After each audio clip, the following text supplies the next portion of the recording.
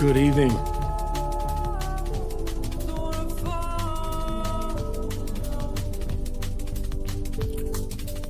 This is the Dominance Academy.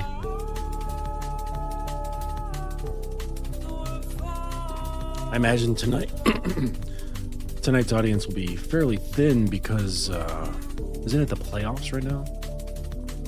I'm not a sport ball kind of person, so I don't really know these things. Been chasing after balls. It's not my bag. But I understand it's important to other people. So if you're into sport ball, all my power to you. Although I've played plenty of sport ball in my time. I played soccer when I was a kid for many years. Lacrosse. That was a fun time. Lacrosse was definitely a fun time. But as I got older, I got more into self-focused sports like skateboarding, snowboarding, martial arts, rock climbing, that sort of thing, mountain biking, motorcycling. Yeah, I kind of fell off from the team sport thing. But hey, that's what happens when you change and you grow. That comes with self-knowledge. When you just realize, like, hey, I'm not really into this thing anymore. This is not important to me anymore. And the same thing will happen to your perceived principles. The principles that you have, they should be carved in stone, meaning that they're non-negotiable. But understands that 5-10 years might go by, and you may see that you need to grab a new slab of stone and say, hey, you know what? I need to recarve this, because what was important to me as a principle 10 years ago is not what it is now. And that's okay.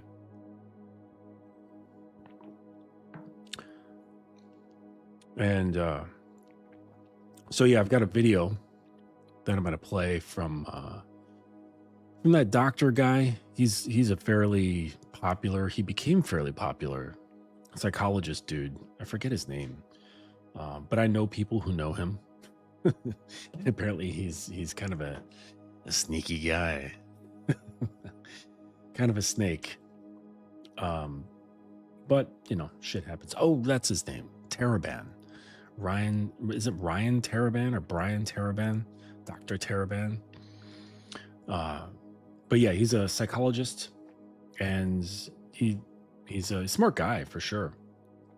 And he takes a lot of psychology principles and uses them to explain what's going on with women. And so he kind of draws like the nerd crowd who want to figure out girls. And you know what the funny thing is that when you figure yourself out, you no longer have to figure out women. It's kind of this strange irony, where it's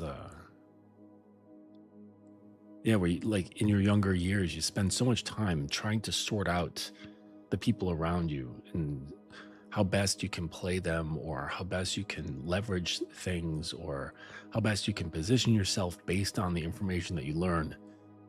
And if you come around to a position where you figure out that you need to understand yourself more and put all of your focus there, then everything else kind of falls into place. It's very interesting that way. And I think it's something that my shifu told me. Something about, was it Buddhist or was it about fighting? I can't really remember, but he said, once you learn yourself, you learn the world. You learn everyone. And that's because I think that was a Buddhist concept, not a fighting concept. And that's because, generally speaking, we all process the same. We all go through very similar similar processes. Like, I've been through anxiety, so I know what anxiety feels like. So when someone is saying to me, Justin, I've got anxiety about this sort of thing, I've gone through it in heavy detail. I worked through it. I understand the mechanism, and I can push through. and I understand what's required in order to allow it to pass. And this is with so many things that guys are experiencing. I know what it's like to desire a woman who doesn't pay any attention to you. I know what it's like to fail in front of a woman who once trusted you. I know what it feels like to win and have a number of girls trying to vie for my attention.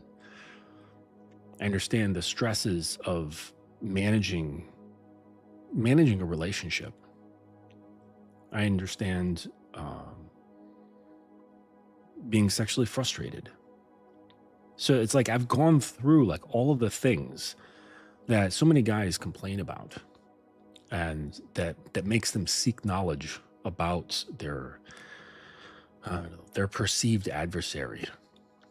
It's very funny, adversary, isn't it? Because guys very much want women. They very much want women, but at the same time treat them as adversaries. How does that work? How does that work at all? Like, I want to fuck you, but I hate you. But I get it. It's I hate you for not wanting me. That's really where the hate is. It's not for anything else. I hate you for being self-centered. I hate you for only watching out for your well-being. And even if they understands the the evolutionary psychology behind it, thanks to many people who've researched those things, they still don't like it. Like, yes, I know that's true. I understand why she's self-centered and goes for what she thinks is best for her, and leaves me in the dust, but I still don't like it. No, because what that does is it points out one's own perceived flaws, at least in the eyes of another person. And that only becomes a problem when you put stock in the perceptions of another person, especially a girl. Like, putting stock in how a girl sees you is a really dangerous gamble. It really is. Because the perception is always shifting. Because the perceptions are largely influenced by how she feels. I think it's Miles who points this out often. And he says, like, a woman's perspective is based on how she feels right now. And if her feelings change, say in the next hour, she might have a completely different opinion, a different perception, a different angle on things. So it's just one one reason why not to take them too seriously. If it's something empirical that they're talking about, that pretty much anyone could say and it would still be true, then fine. Like, you can heed what they're saying. If they're bringing up a fact about thermodynamics, like, it doesn't matter who's saying it, it's going to be true. Okay. And that's just what happens. But as far as like opinions, how they feel about this or that, yeah, just take it with a grain of salt. You don't have to take it too seriously. I mean, you don't have to take it too serious about what anyone says, really. Except for people that you truly respect.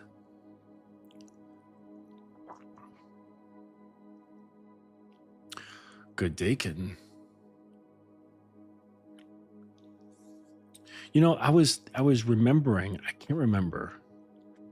This is for you. I was remembering if this girl had ordered those balls with the string in between, or I just remembered that today. And I said, find these. And I think I provided a link and everything. I don't recall if she got them or not. Anyways, my adversary are the blind spots inside me. Yeah, for sure. That's really what it is. That's our biggest We say that like we are our biggest enemy. We are our own biggest enemy or our worst critic. And that's really the truth.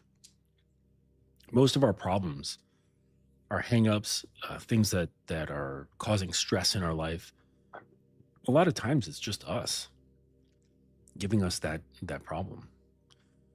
But anyways, let's take a look at this video. It's on my other page. Let's see here. And I want to be able to, how do I fucking rewind it? This is annoying. Okay, so I have to close that, I think, and then reopen it. Okay, so let's go here, and I'm gonna share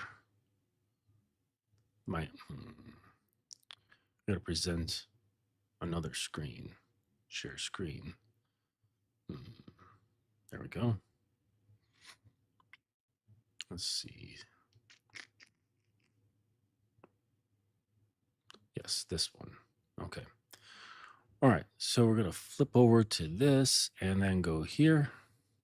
Hopefully you guys can see this.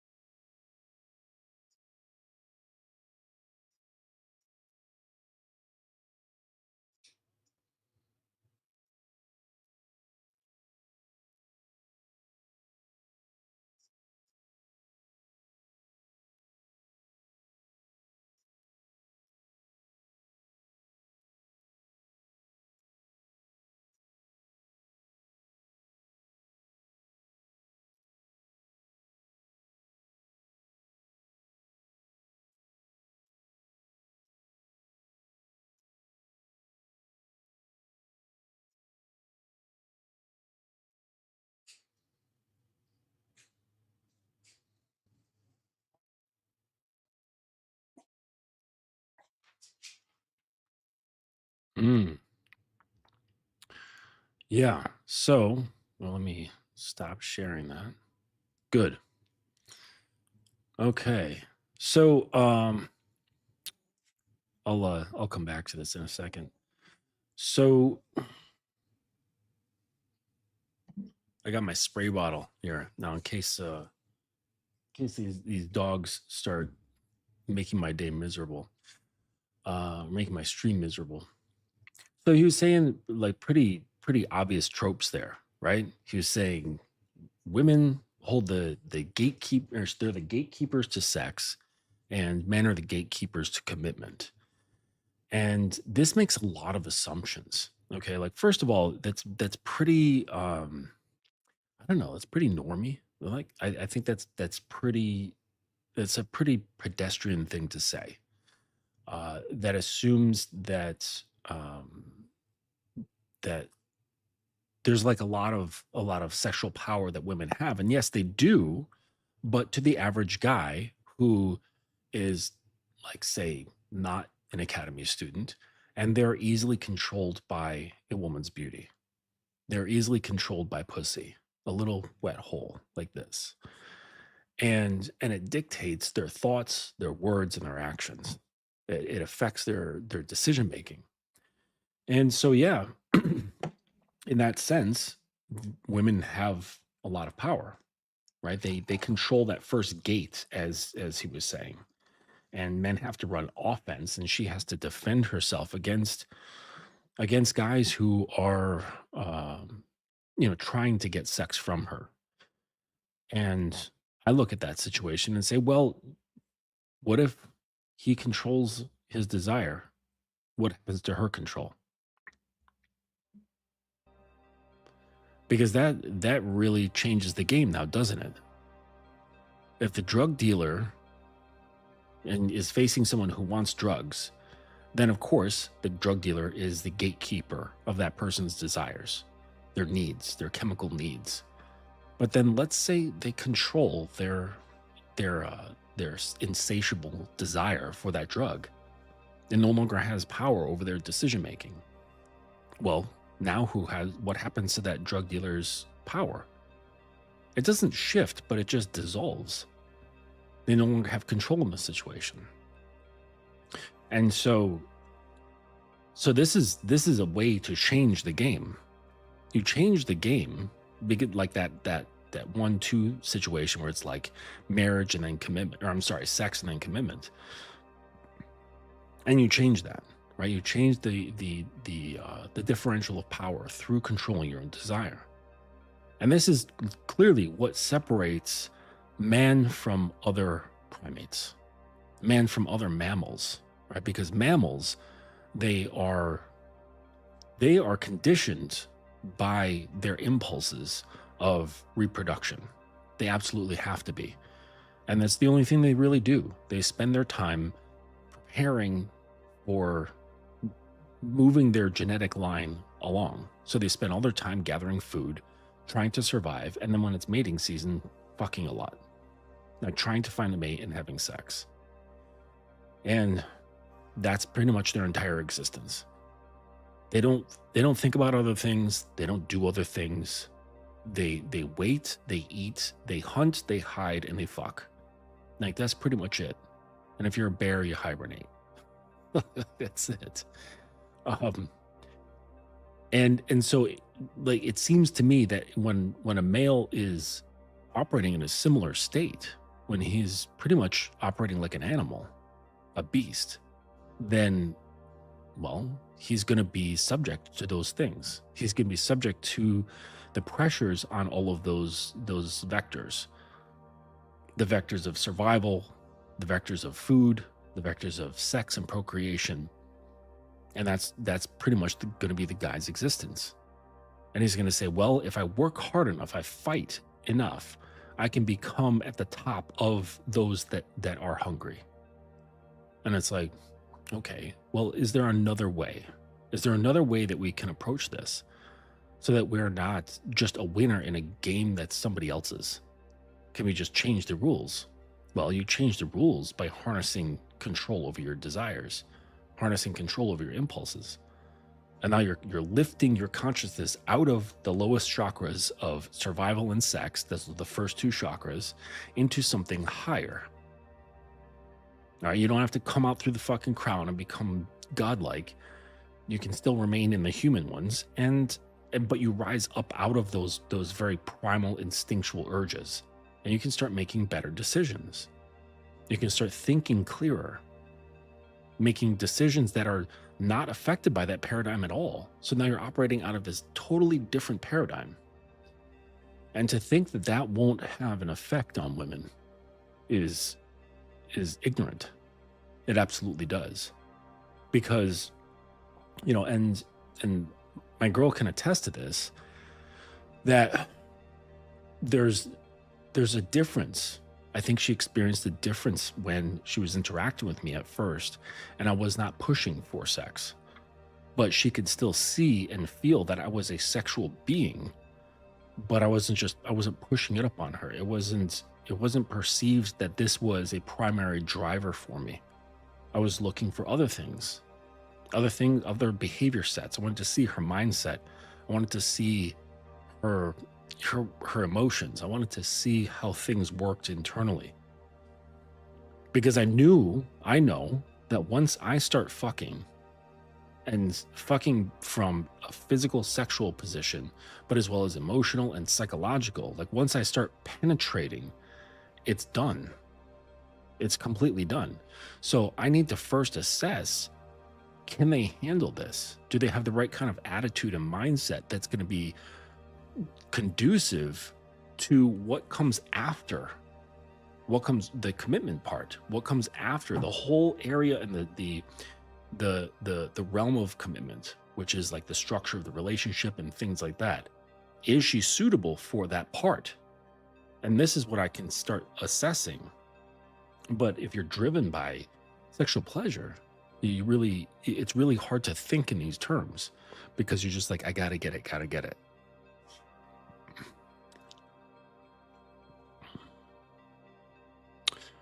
Uncle Guns, thank you for putting up my links.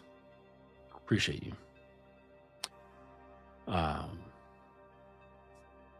So that's one of the major ways. Now, it's not easy, of course. It's not the easiest thing to harness your urges, okay? Especially if you're a young guy. All right, I know I speak on this from a position of privilege, right? Where I have experienced a number of women, so I can say, it's not that special. I am older, where my mind has gone through the gamut, my heart has gone through the gamut, my body has gone through the gamut, and while I do have like a high level of testosterone, it's no longer like this driver in the same way that it would be like a 22-year-old. So I understand that I have a bit of, I'm speaking from a place of privilege, but it doesn't make it any less true.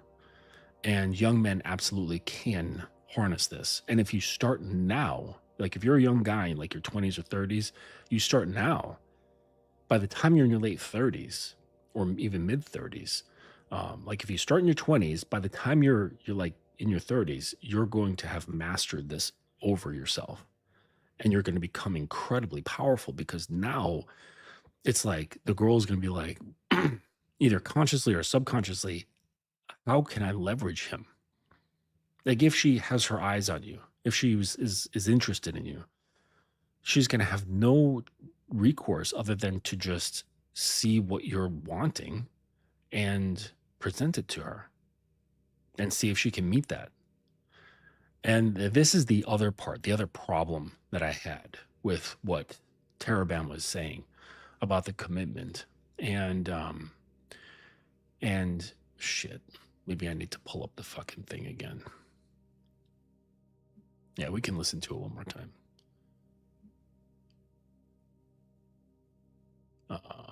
No. So we'll share the screen again. And we'll play that shit again. Let's see here. Oh, I'll do it this way.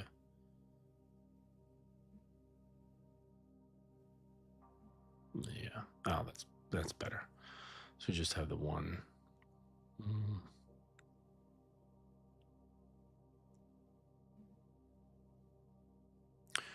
Okay.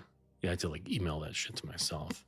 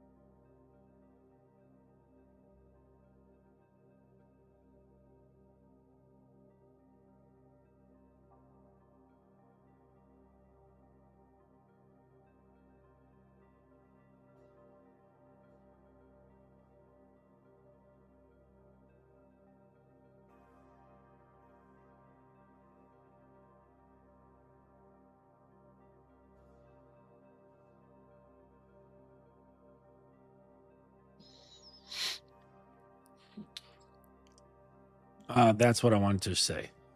They don't know what to do, and they don't know how to secure a man's commitment. That's the part. That's the part I was thinking of. So if she doesn't know, you are a poor and ineffective leader. Oh, the video I played has no audio. Oh, well, that's weird.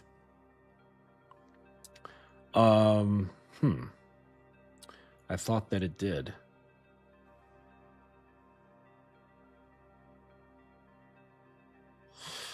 Uh, let me see. Did it happen both times that I played it? Was it silent both times?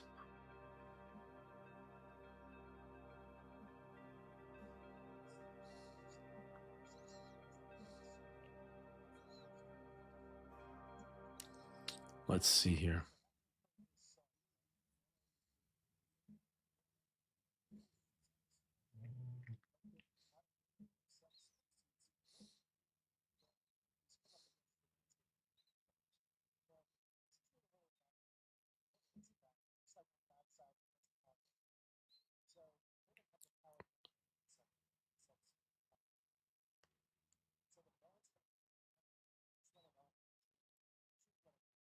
Can you guys hear this? Ah, all right. Well, fuck it.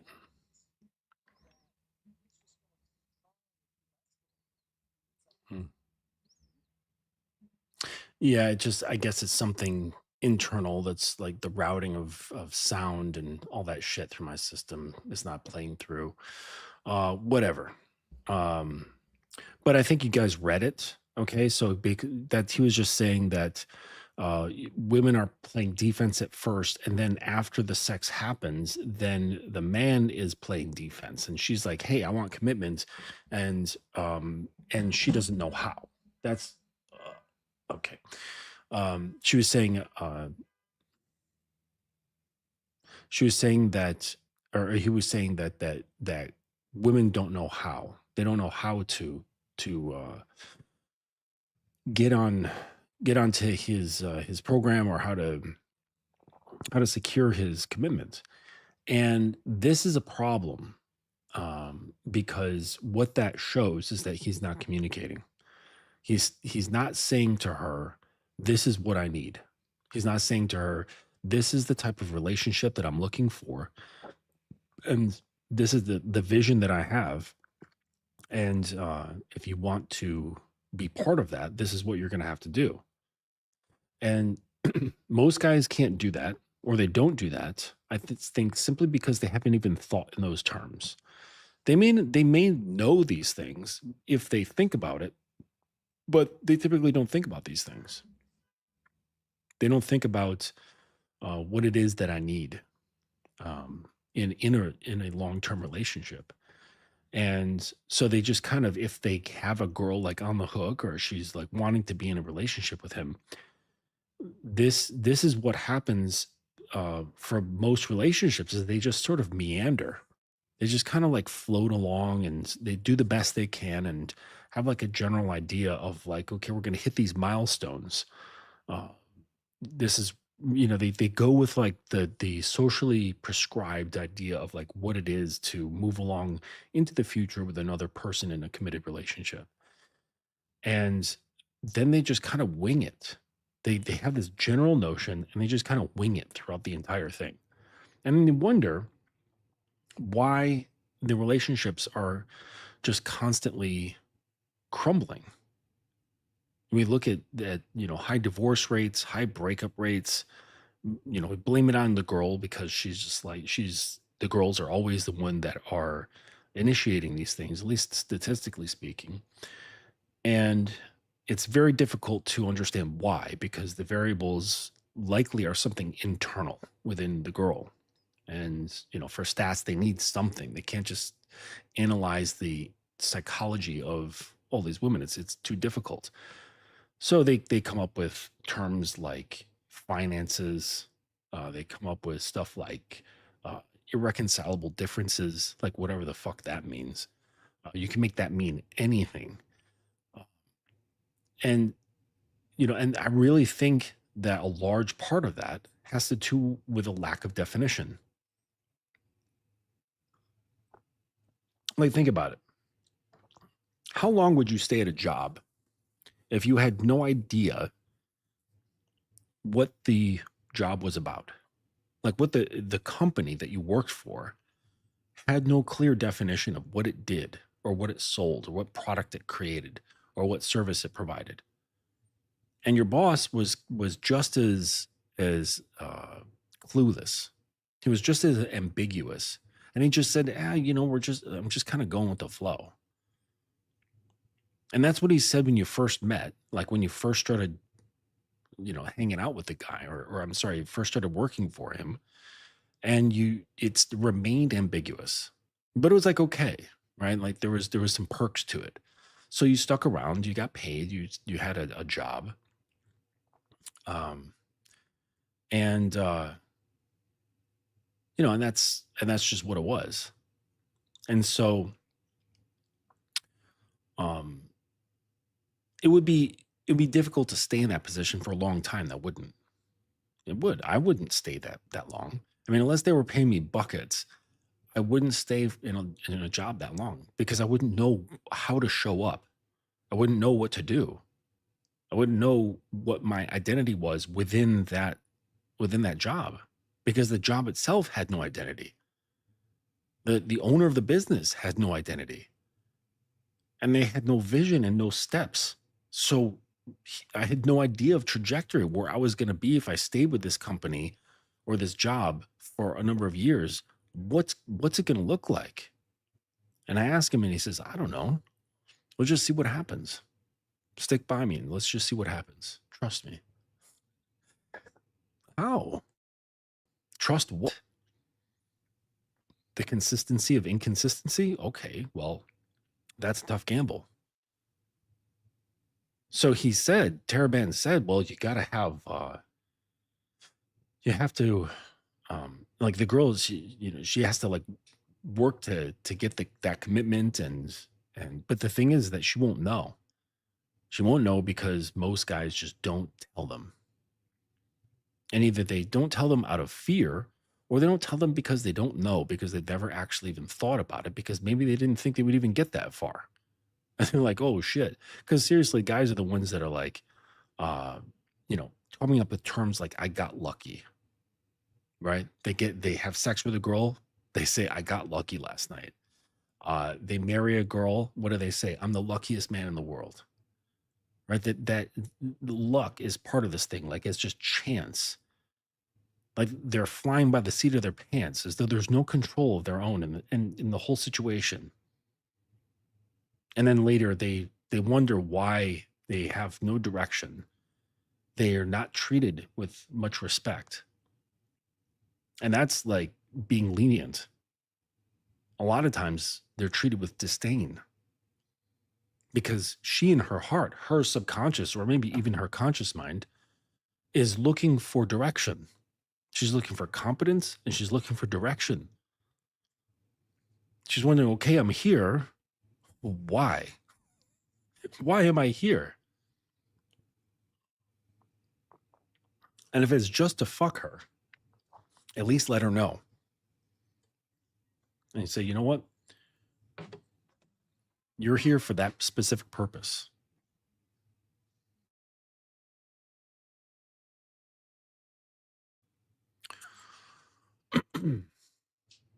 But so many are not making it very clear. They're not making it clear about these things, and they're not making the goals known nor the intentions. So if things are remaining in like a very ambiguous state, don't be surprised if the outcome is ambiguity, right? Like if you're just kind of being like very haphazard with your, say you're like working on a painting, but you have no plan, you have no sketches, you haven't chosen like what colors you're going to be using. You have no like comp sketches, you have no clue of like what direction you're going, and you just kind of start laying the paint out. And I do know, I don't currently know, but I've known painters who were like that. They just kind of had this haphazard, I'm just going to do what I feel on the canvas. And at the end, they have something that they never really envisioned. And there can be some bliss in that. There can be some fortunate accidents that happen where you're like, wow, that's really cool. And they're like, yeah, I didn't even expect that to happen.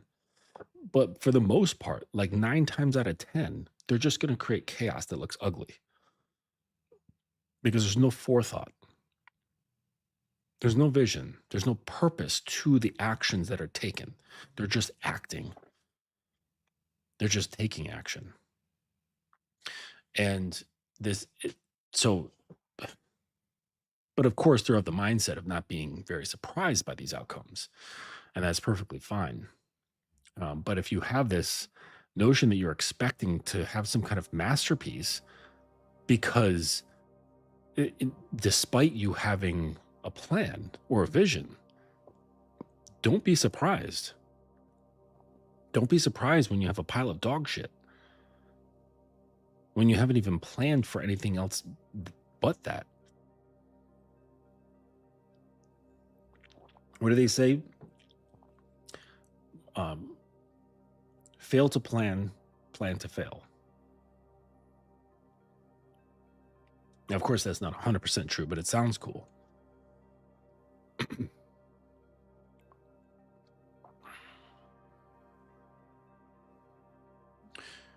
I'll put this in the chat. I don't know if Guns put that in there, but this is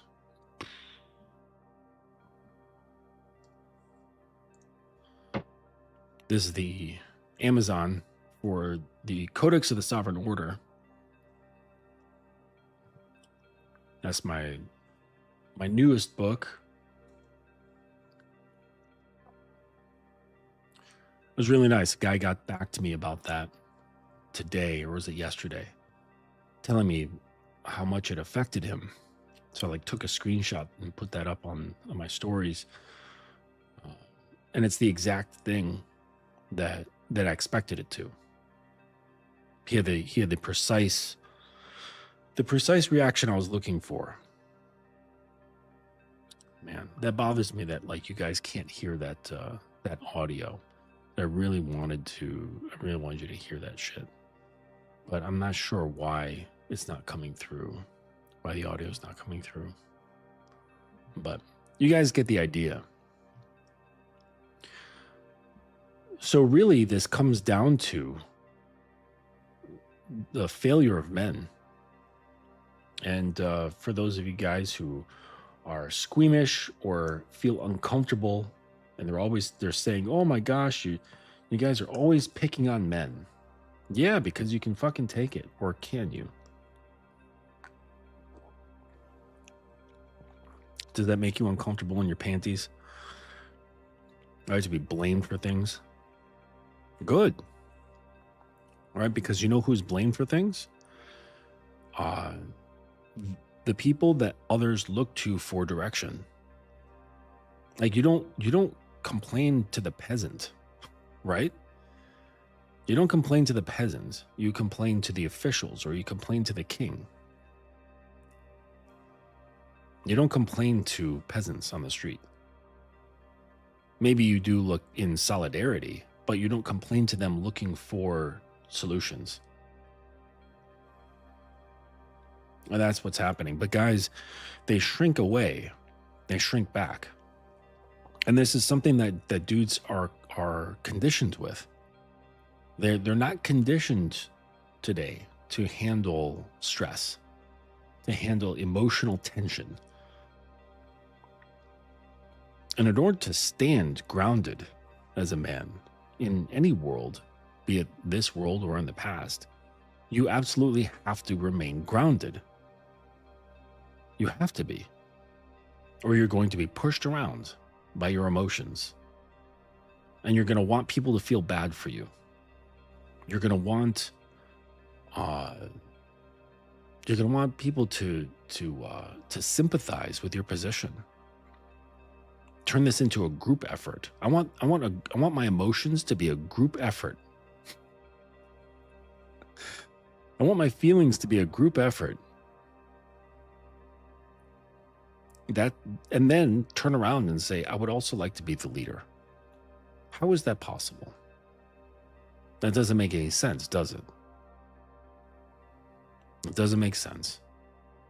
So, but when you do harness these things, when you do take on the responsibility, when you do take along accountability, but not from what other people are saying, but according to what you believe is right, according to your own principles, according to your own codes, and the rules that you set for yourself. That's when you are taking responsibility and accountability. And then you start setting a precedent, because then you start dictating the rules of your personal world. And this is how you start formulating of what to tell her when she doesn't know how to show up to meet the commitment end, where she really wants to commit to you, and she doesn't know what to do. And instead of blaming her on not knowing what to do, the way Taraban tried, he tried to throw women under the bus there, to subtly say that girls are incompetent when it comes to commitment, and say, well, they don't know. Oh, you don't know? What's wrong with you? As if she's done this a lot. Like she has some great experience in this sort of thing.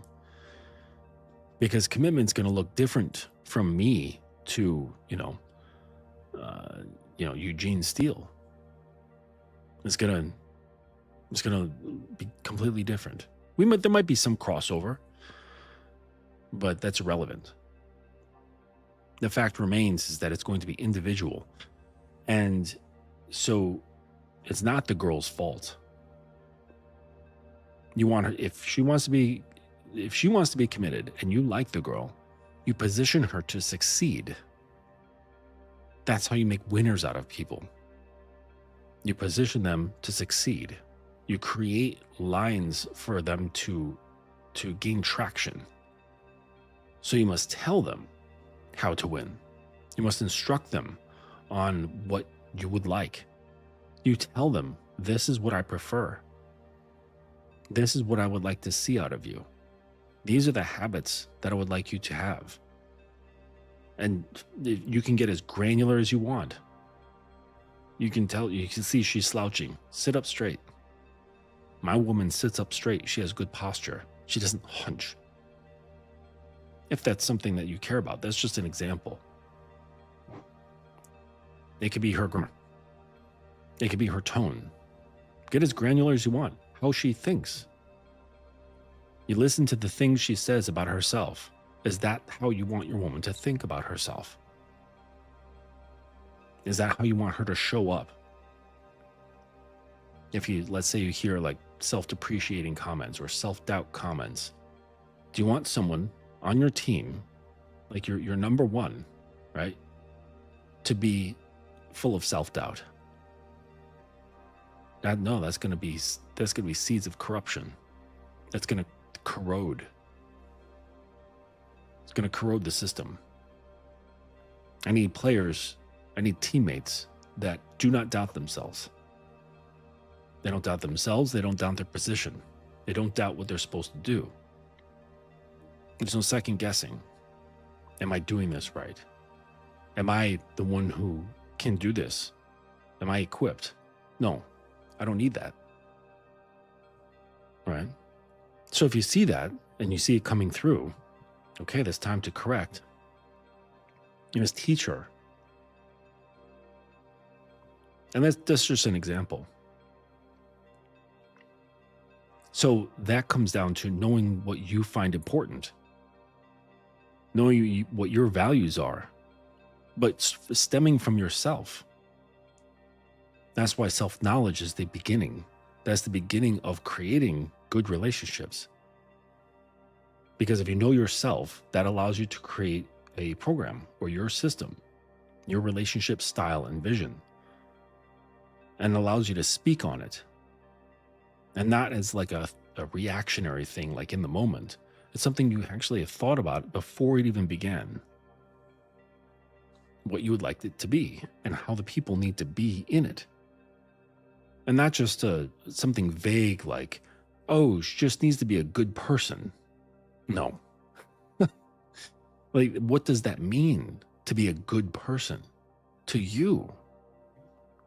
Like, you want her like going around the neighborhood, like picking up trash, recycling it? Like, what does good mean?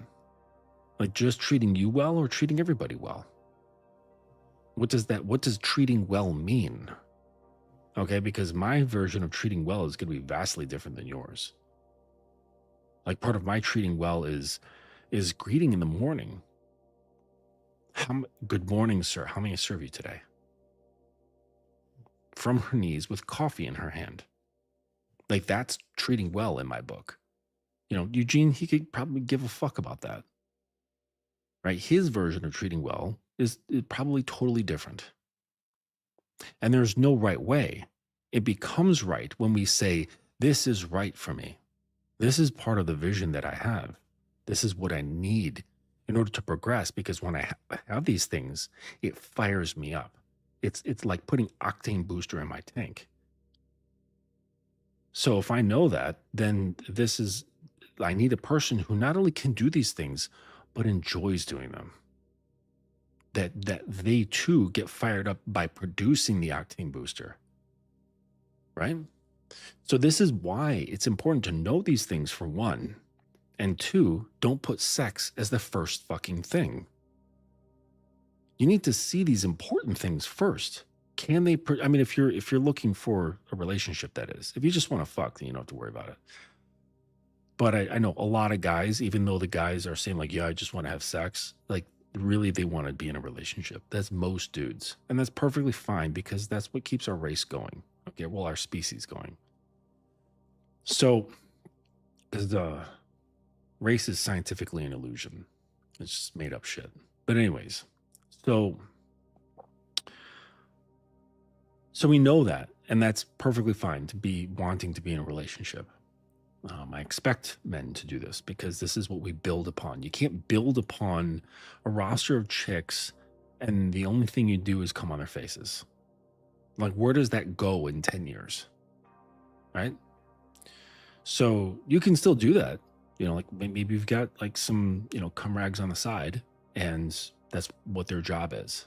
And then you have your girlfriend or wife that you keep around long term. Whatever it is, you make it up. Again, like it comes down to your vision, how you're going to produce that, why you have it there, what it means to you. And is it in alignment with what you think is right? Like that's the most important thing. And there's a big difference. Like when a girl comes around you and she can feel that you are a man of order, not a man of chaos. Because they're chaos. They are agents of chaos. And I don't say this as a slight. It's just the reality of it. It's just what it is. It's the yin-yang thing. Light and dark, order and chaos. And neither is better, right? Because if you have order with no chaos, you have lifeless rigidity. It's like in those movies when, like robots and like AIs and things like that, they take over and they're like, we're running shit. And everything is just so rigid.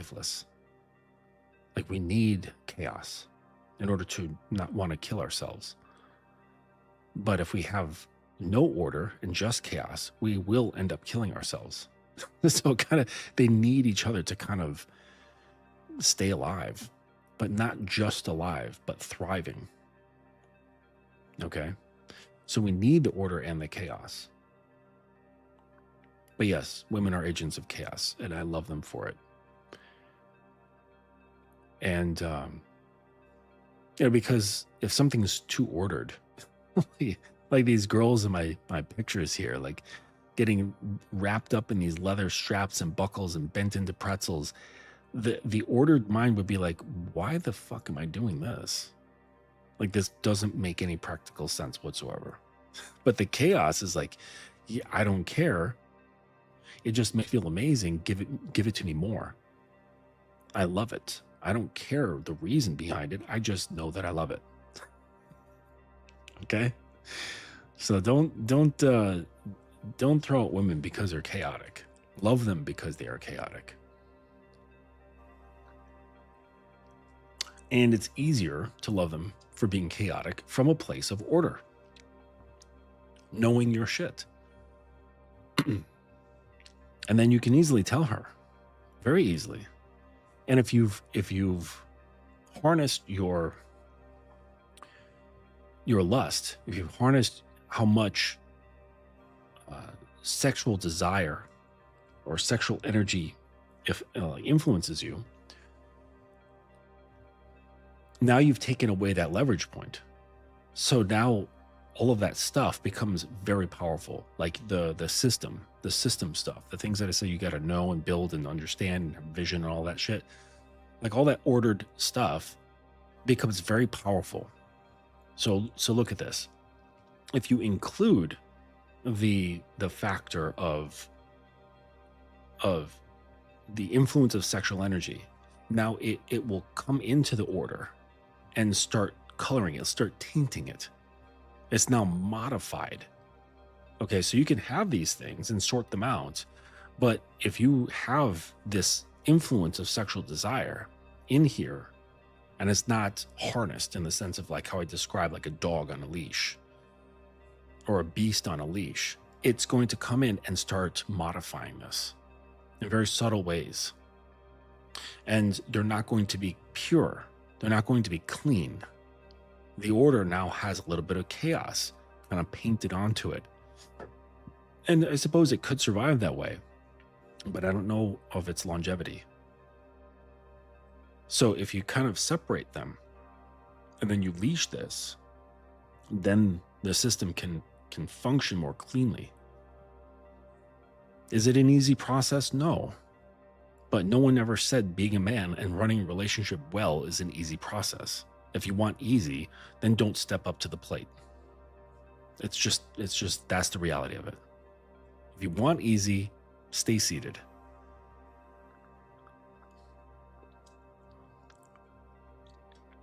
And that's the way it goes, because we live in a very Darwinian existence. It very much is, because of the survival of the fittest. Because at the very root of it, we are still mammals. Like our main thing in our hindbrain is to survive. And if you're just existing, then like I question, like, well, what are you here for?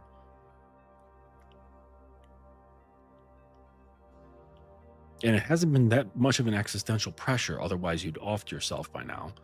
So you still want to be here, you just don't know why. So figure it out. In order to figure it out, you got to free up some space in your brain. So stop doom scrolling, okay? Because that you got to free up some RAM, okay? You got RAM going to all these different things, okay? And there's no space to put in like new processes. So you got to free up some RAM. Like turn off the internet for a little while. Turn off YouTube. Put down TikTok. Put down like all social media. Put down your own music that's on your phone. Like just find some silence. Find some silence with a notebook. Even if it's just 10 minutes, which will probably drive you insane if you're very conditioned. But find just 5-10 minutes of silence and a notebook. And write down the things that you want, the vision that you have for yourself, and then question those things, right? Because you have your modifications happening. You're modified by neediness. You're modified by insecurity. You're modified by the influences pushed into your brain by all the social media that you've been consuming like fucking candy. You're modified by sex and the desire for it. You're modified by validation. You're modified by religion. You're modified by your parents. You're modified by government. You're modified by television, advertising. So after you write down these things, you have to then take a different look and say, is this really me asking or saying these things, stating these desires? Or is this just the conditioned version of me speaking on them? So if you say, I want X, be sure to say, why do I want X? Am I sure? Where did I come up with that desire? Why do I have this vision for relationships? Is it because that's what I just grew up seeing? Okay, does that work for me? My vision of relationships when I was growing up does not work for me now.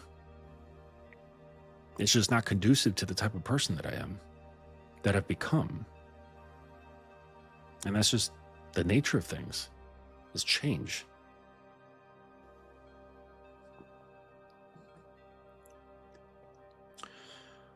But if it's all change coming from an authentic place, then this is the right way to go. You don't want change that's occurring due to, some kind of influence,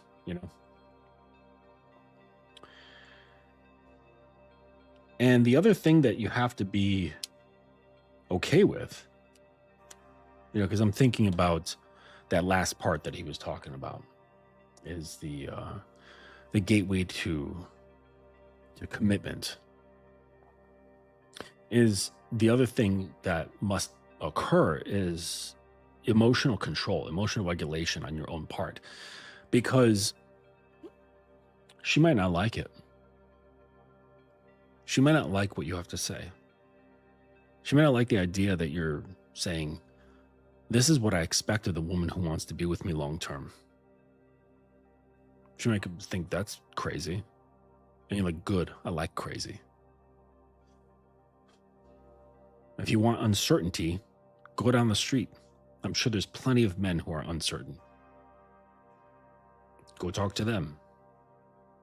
I am certain.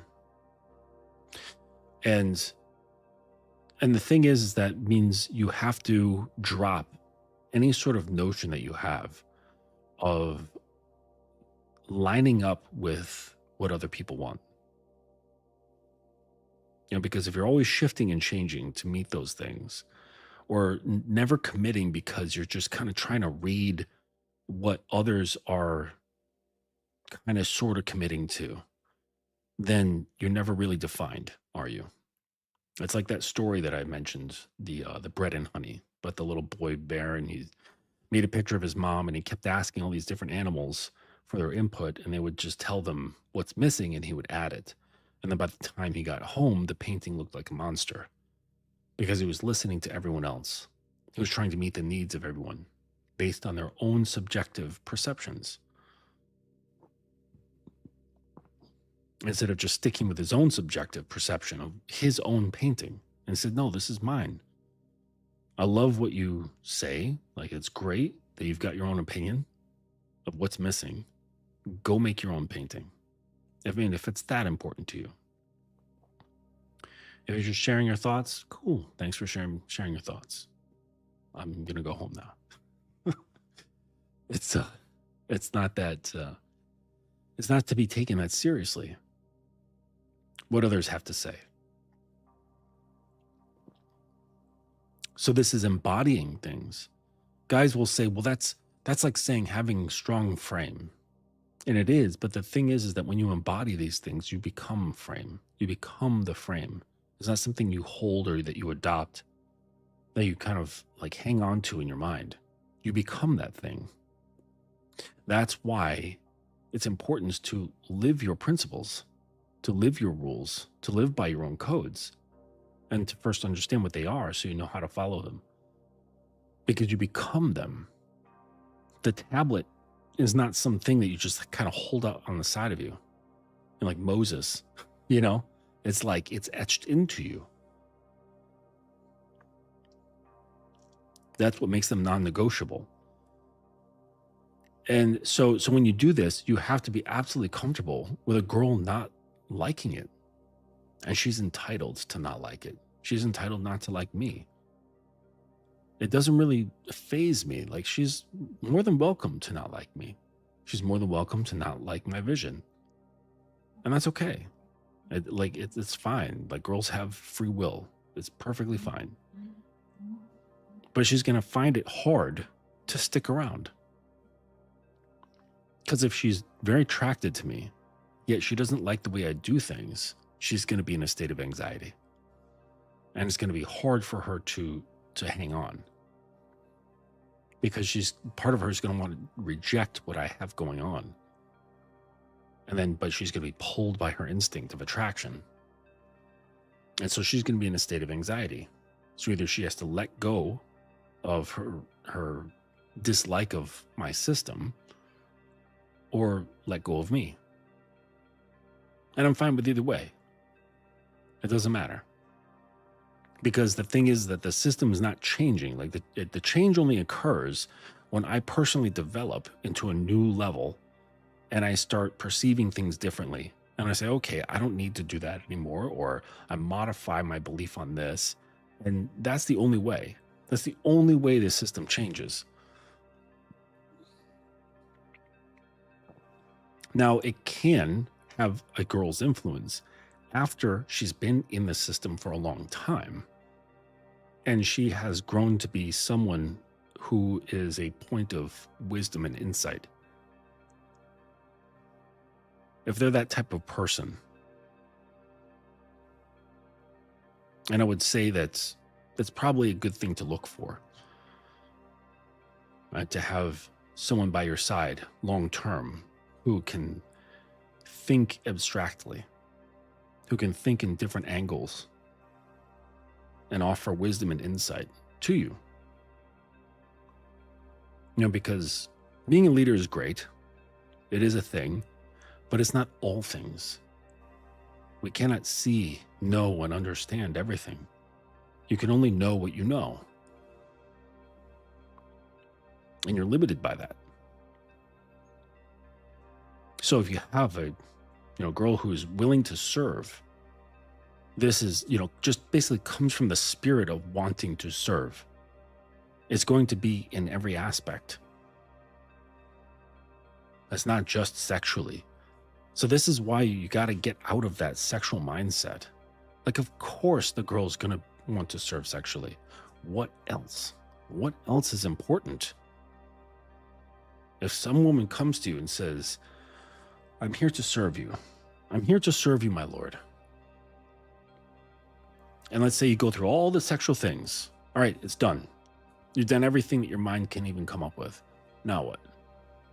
And she wants to be with you. Let's just say she really wants to be with you forever. She's like, you are my answer. You are my answer to my largest question. Where do I belong in this world? And it's with you. And what are you going to do? Stand there like a deer? Like a deer stuck in the headlights? This is why you got to stop thinking sexually.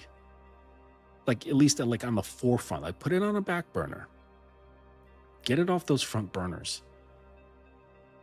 Because you have to learn how. You cannot lead with your dick. It just doesn't work. It's not strategic. It's not thinking long term. Your dick doesn't think long term. It just says, I want to do the thing now. There's a time and a place, but that time and place is small. It's not for all times and places.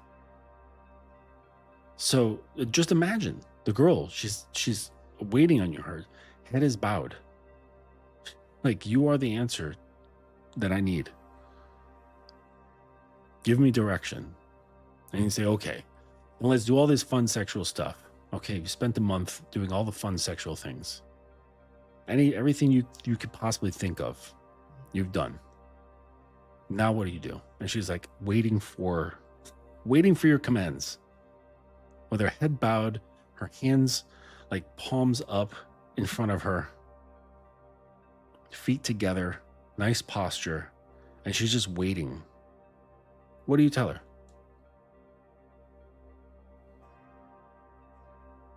Do you have any idea what you would tell this girl? Probably not. Because you haven't thought past your dick.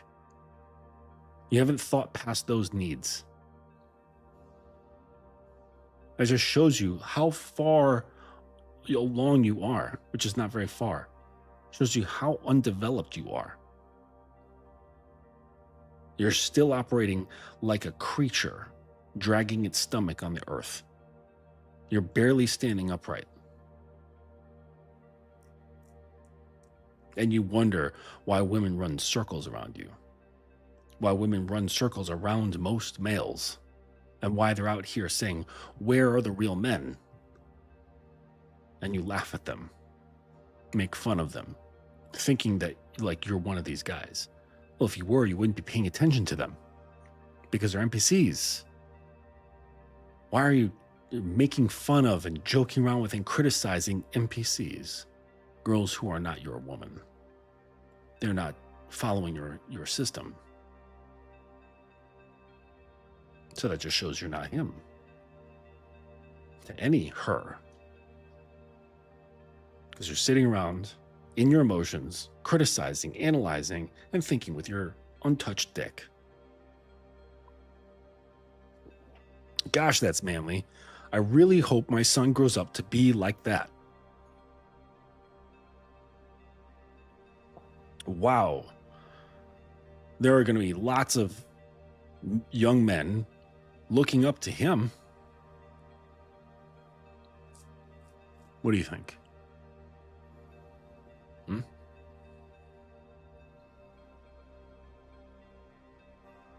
You get nothing by being led by your dick. Nothing. Even if you plow through hundreds of women, you're still left with nothing. You know what that's like? Like, I remember, gosh, what was that MMORPG that was huge? Was it not Warhammer?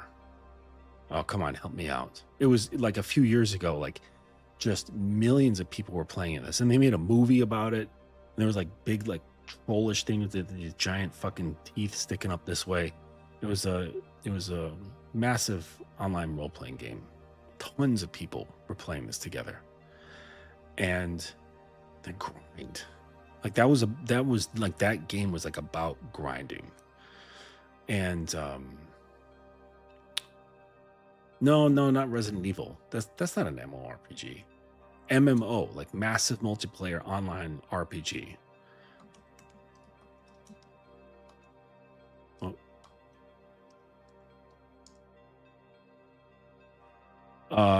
World of Warcraft. That's what I'm trying to think of. Wow. Yeah, World of Warcraft. That's what it was. So World of Warcraft, basically, at some point, I can't remember what year, maybe like early 2000s. So it was maybe like 10, maybe 20 years ago, maybe 10 years ago, 15. It was like a cult. Like they had so many fucking users playing this game. And they were grinding the fuck out of it. Like, and that's the only way really, I think, to gain ahead in that. So if you saw someone with like really powerful stats, it was like they grinded a lot. They spent a lot of time grinding to build up this really powerful character. And that's what it's like with grinding it out, leading with your dick and penetrating lots of women, right? You've got all these bodies on your belt, okay? What are you left with? In the same way, you've spent countless hours on World of Warcraft grinding out this character, building up their XP, building up their magical items and their weapons and all this stuff. What are you really left with? It's still just like data. That's it. Now, granted, it actually does have, the game actually might even have more value than plowing through a bunch of women. You know why? Because I think some guys or some girls, like when they've created these high XP characters with tons of magical items and all this stuff, they would actually sell them for like thousands of dollars to noobs who are coming in. They're like, fuck, I don't want to grind for like 2 years every single day for hours to get where I'm just going to buy it. I'll just use daddy's money and buy me this thing for $7,000, you know? So it's almost like that even has more value than plowing through a bunch of pussy. But think about it seriously. Like, what are you left with? All right, let's say you fucked 100 women. Okay. Now what? Like, what do you have? What are you really left with that has value?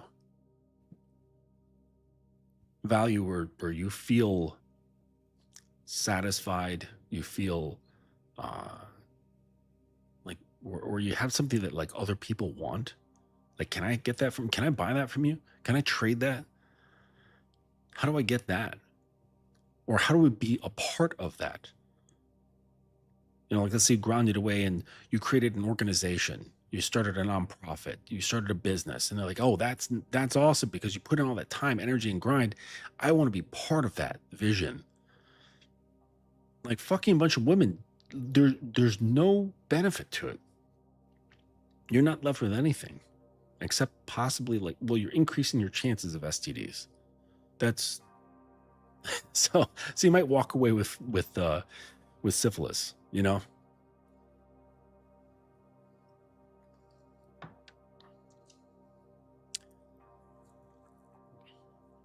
And really what that is that the whole framing is, I want to look better in the eyes of other men. Now, does that sound confident to you? Does that sound grounded? Does that sound James Bond? Does that sound Conan the Barbarian? Right? Like a mountain of a character, a mountain of an entity. Is that guy hoping that he looks cool, or I'm hoping I look alpha in the eyes of others? No. Right? Of course, Eugene, no. So why are there so many males trying to do it?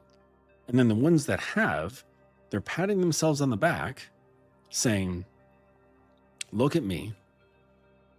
I am so awesome. I'm so super special because look at all the women that validate me. And my question is, why do you need girls to validate you? You're taking this like smaller, softer, lesser creature who is, if you're biblical, came of you, right? Came of the rib, if you want to look at things that way, and saying, okay, this is what I'm using to make me feel more special than the rest of you.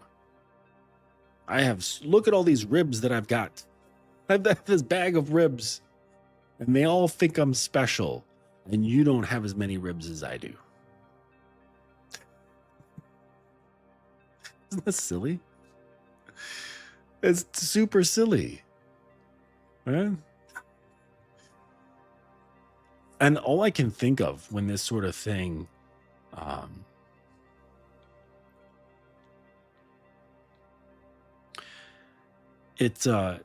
what it makes me think of is mommy, right? Like little kids, like see like all these like little boy kids, like kind of, you see like 8-year-old kids, and they kind of like bust each other's chops and they argue and bitch between each other. Like I could see one of them being like, my mommy loves me more than your mommy. Look at all the mommies that love me. They love me more than they love you. I'm special. You're not special. You're fucking dirt. You're dirt. You mean nothing. Your existence is a blip in the expanse of the universe, in the life of the earth. You are nothing. Given enough time, everyone will forget that you even existed. Everyone. There will be no memory left that you even lived. And this is going to happen to every single person that's alive. You are a fart. And it's just your ego that makes you think that you're special. You're not special. You're just this organism, like moving along, putting stuff in one hole, pushing things out these other holes, and then you die. And there's a bunch of us doing this. Putting in a hole, letting out that hole, and then we die. Oh, that's so morbid. No, but that's the basics of it. And then it's our brains that trick it into like, no, let's make something meaningful. And you can. Do it. It's fun. Make it more meaningful than that. Dream up whatever the fuck you want. But don't think twice that it makes you special. You're not special. But you can believe and make it special, but not inherently. And certainly not by having the approval of a bunch of girls. Really, girls? Like this like cute little thing that wants to kiss and suck my feet. That would rather be on her knees more than standing in front of me. I'm saying I'm trying to get my approval from that? That cute little piggy on the floor? Come on. That doesn't make any sense. Doesn't make any sense at all. I was wondering the same thing. Why should I fuck so many women? What do I get out of it? A sexual encounter lasts only a few moments. Sure. I mean, if you look at the averages, that's the funny part. Like guys, they're the biggest fish stories. The term fish stories, it comes from like fishing culture, like white guys, you know, and they're like, oh, yeah, I went fishing and I caught this fish and it was like this big. Really, it was like 24 inches, but his story, it was 36 inches, right? Snapped his pole, but it got away. Oh, it was quite a battle. That's every guy. You know, every guy's a millionaire. Every guy's a player. Every guy has slept with at least 100 women. You know, it's all the things. Every guy knows how to fight. Every guy knows how to fuck. Hey, like every guy's a fucking genius. But if you look at the data on these things, most men die with less than 10 sexual partners. That's the reality of it. I think the average is something like 7. 7 sexual partners in their lifetime. This is most men, right on the bell curve, right? So on the ends of the bell, there are going to be people over here that have far more than 10. Well, just say more than 10. And there's going to be people over here that have like less than 7. But most people in that bell, this is where most guys operate. That's 7. But you talk to every guy, and either you're going to get a liar or you're going to get honest truth. And the honest truth ones are typically going to say like 0 to 3. And they'll just be like, nah, I haven't fucked anybody. I've only had 3 women or whatever. But if it's not like that, it's like 0 to 3, and then it's like hundreds. It's like, okay, I know the statistics, so somebody's lying. And for what? Again, for male performance. It's to perform for other males. To seem better, stronger, more competent, more powerful. So not only are these guys trying to perform for the vision of women, they're trying to perform for the vision of men. For the male gaze and the female gaze. Wow. So that's like double submission. I'm a double sub. First I bow here, and then I bow there. Everybody gets a bow. It's like a the Oprah show. And you get a bow, and you get a bow, and you get a bow. Just fuck it. Just say, hey, you know what? I don't discriminate. I'm submissive to everyone.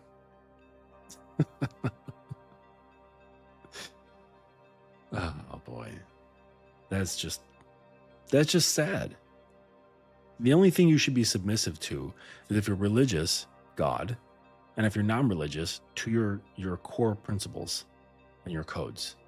That's it. I mean, in terms of like ideology, of course, we're submissive to things like time and death and shit like that. But, you know, away from those concepts, when it comes to like things or systems, you know, really, that's the most important. It's like the top tier. So stop performing for other men. Start performing for yourself. Start performing according to your system, according to your principles and codes. Your CPRs, or what I consider like your internal constitution. This is the thing that you should be performing against. Like other guys, what do they matter? How does that bring value? What is performing for women? How does that bring value? You know they're not going to respect you much. So why are you bothering? And guys are coming to that understanding, really. And I think it's I have to admit, I think that's part of one of the, dare I admit, some of the benefits of the black pill, right? Because the black pill was willing to question all of this stuff and say, what the fuck is it worth? What is any of it worth? Very nihilistic. And it's okay to kind of dip into nihilistic thinking. It's okay to dip into any kind of thinking because there can be value found in many places. Truth just doesn't stick with only what makes you feel good. There's truths in multiple lenses. And so they have the courage to say, well, what the fuck does any of it matter? Why am I doing any of this? And it's a good question. Unfortunately, it did not lead most to saying, well, I think I should decide. I think I should decide for myself based on what I believe is right and wrong. Instead of doing that, a lot of the black pillars, they just stayed seated. They stood up, they looked around and said, hey, what am I doing any of this for? I really don't know. It doesn't make sense to perform for men, to compete with them for what? To perform for women, to get something out of them for what? It doesn't make any sense. So I'm just going to sit down. And they stayed there. And they're just sitting, rotting, watching the clock on the wall for the day to end. And, that's like doom life. You know what I mean? That's doom life, a doom existence.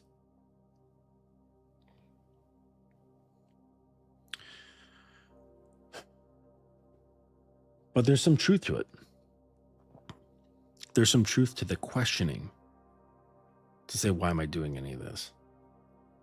But that's the opportunity to step in with your own answers. Say, this is why. Because this is important to me.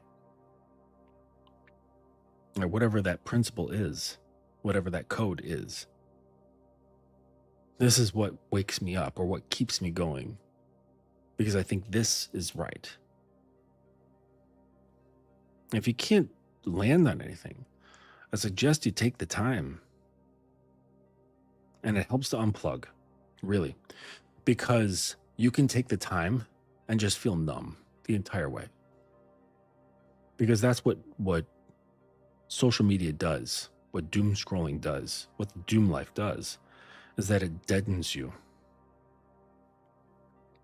It deadens your perception, your dopamine receptors. It overloads things to the point where they just flatten. And so when you come off of that, you just feel dull. I've got a client who's like this. He has a dopamine addiction, and he's done this to himself, where if he's not stimulated to a high degree, everything feels dull in comparison. It feels lifeless. Everything goes gray. And so you actually kind of have to stay unplugged for a little while. And then after a while, like cutting off the circulation in your hand, and then you release the rope, the color comes back. But it just takes time. It takes a little time for that color to come back into your eyes and going, like the world around me is no longer just this dull, gray place.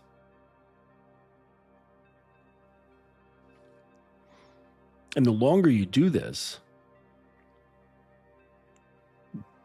things shift inside.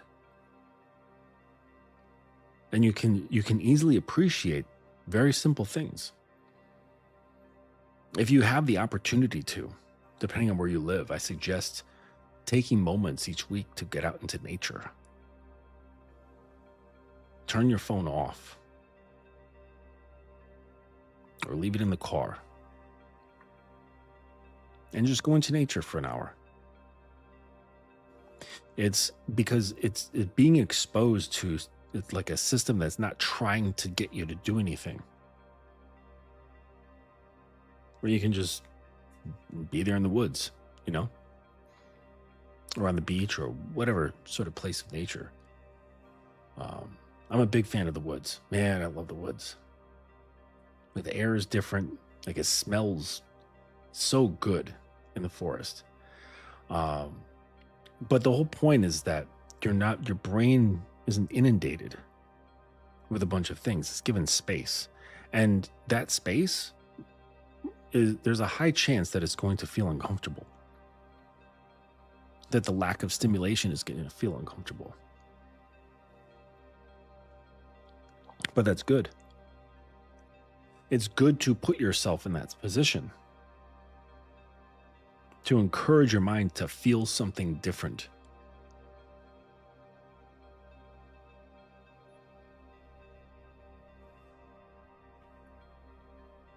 Just circling back, do you see how this is so much more important than worrying about a bunch of pussy? Like, just sort yourself out. Sort yourself out as a man. Then all of that bullshit that fucking Taraban was talking about, it's still pissing me off that you guys couldn't hear that. So annoying.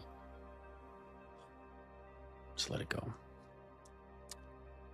But all the nonsense that Taraban was talking about, all that average stuff, it comes from around guys who have average psychology. Get out of average psychology.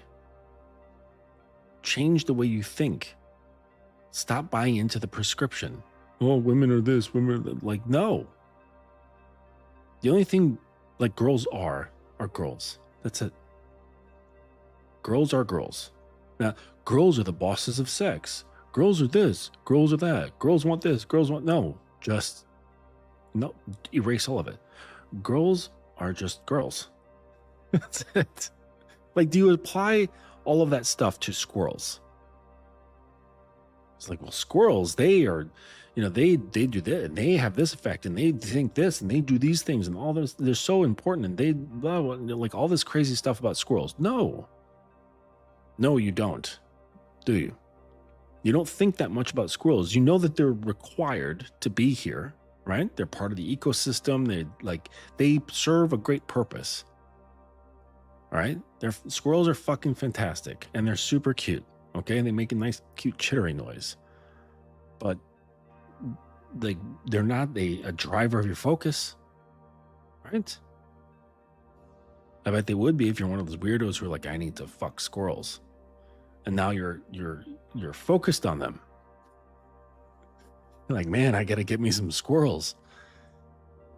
Now it's a different game because now you've altered your perception. They're not just squirrels. They're something else now. Their meaning has changed. Look, this is a squirrel over here trying to eat a slice of orange. This is a squirrel over here tied up with some ropes with a hookup her has. This is a squirrel over here getting a spanking with a riding crop.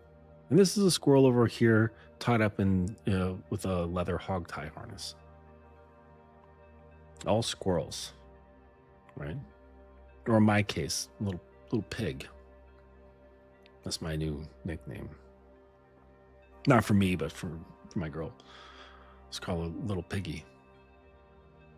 Little pig. And when I see her, and I know she's gonna want to put my dick in her mouth, I'll ever just crawl across the room, like grunting like a pig.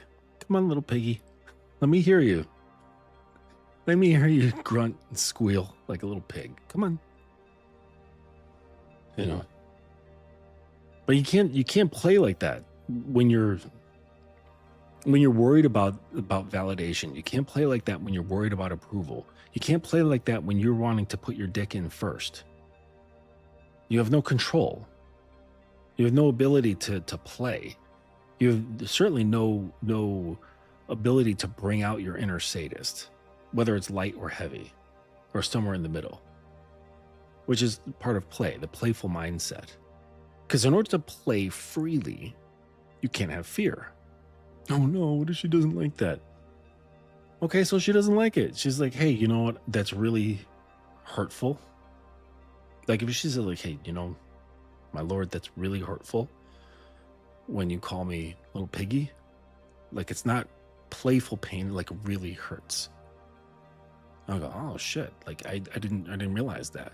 Well, let's talk about that, because I think like if it's just a word, that it probably touches on something else. So I'm going to take that point and turn it into leadership, turn it into guidance. It's just a window. Like it doesn't mean anything for me to be like, oh wait, no, I must call you piggy. No, right? If she expresses real pain, it's like, okay, all right, baby, let's talk about it.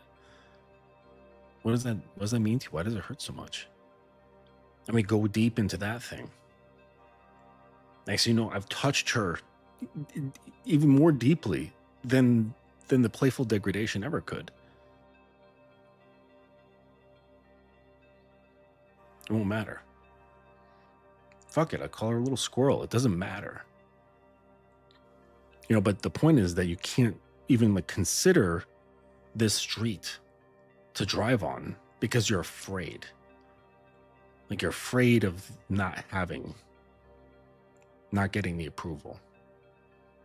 You see, like, and this is not like from adopting, right? It's not from adopting mindsets and saying, well, a man thinks like this, and I'm going to start thinking and behaving the way Justin's talking about. It doesn't come through addition. That's not how this works.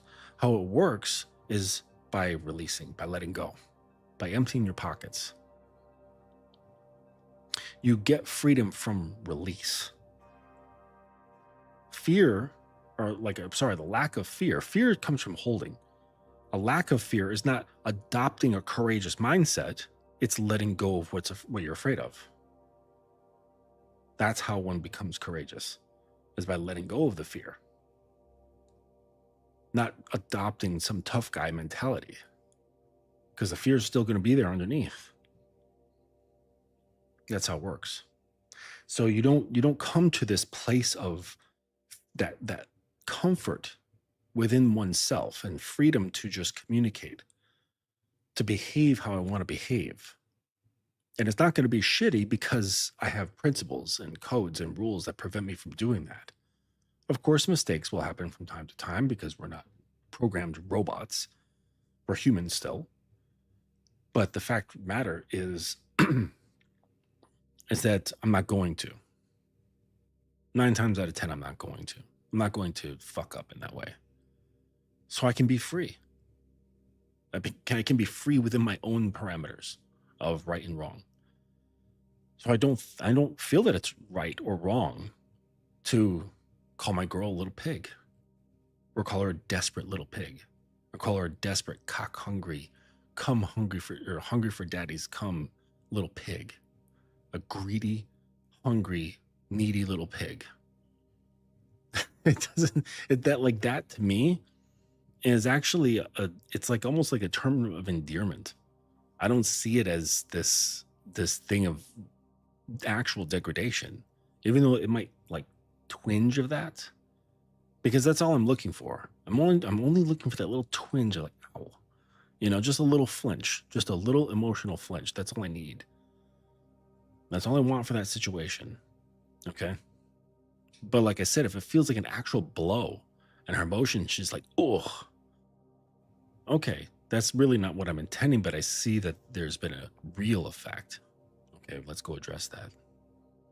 Instead of defending, be like, oh man, I didn't mean it, and start explaining yourself. No, you lean into that discomfort, just like I would lean into my own discomfort, where I felt some sort of way about something that somebody said. I'm not going to sit there and defend this thing. I mean, like, how dare you call me? No, fuck, like that's a useless conversation, right? It's a waste of my energy. Something more productive would be, why does that bother me? Like, why did just a series of sounds constructed into a thing that I would consider a word in this language? Because if somebody said it to me in Japanese, it wouldn't fucking matter at all, right? So in this construct, why does that have meaning for me? And like a hurtful meaning? Why does that have an emotional effect? That's curious. And you start digging, start peeling away layers of discovery. You might find something that you didn't expect. You might find something really painful or really old, or a memory you forgot about, or something you learned that somebody told you that's really not the truth. And the only reason why you're feeling this way about it is because you started to believe something from a long time ago, back when you were too young to really like question, is this really holding water or not? You know, or do you want to just stay up on the surface as just like this reactive animal?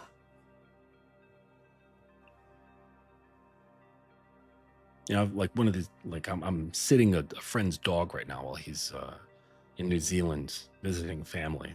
Love this dog. He's a Shiba Inu, and this dog is jumpy. Like he's cute. He's a little bit dumb, and he's very reactive. So if we're like walking along, and let's say it's like garbage night, right? And people put their cans and their bags out on the curb, and like wind blows, and the bag plastic like shimmers right from the wind. He'll jump like 2-3 feet sideways, you know.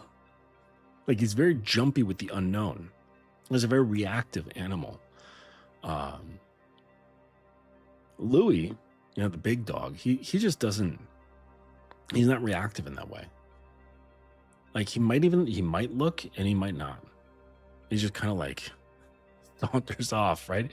He's just out there, right? Just being. Maybe it's because he might be even less bright than the Shiba. That could be it. But that's the way, like, you don't want to be like the Shiba and just reacting. You know, that's what animals do. Animals react. You know, there's like responding. You've heard that, like reaction first, responding. You want to be someone who can respond to things, not react. All of that shit that Taraban was talking about, those are all just reactions. He wasn't speaking from the seat of a man. He was speaking from the seat of a male who is jealous and competitive with females.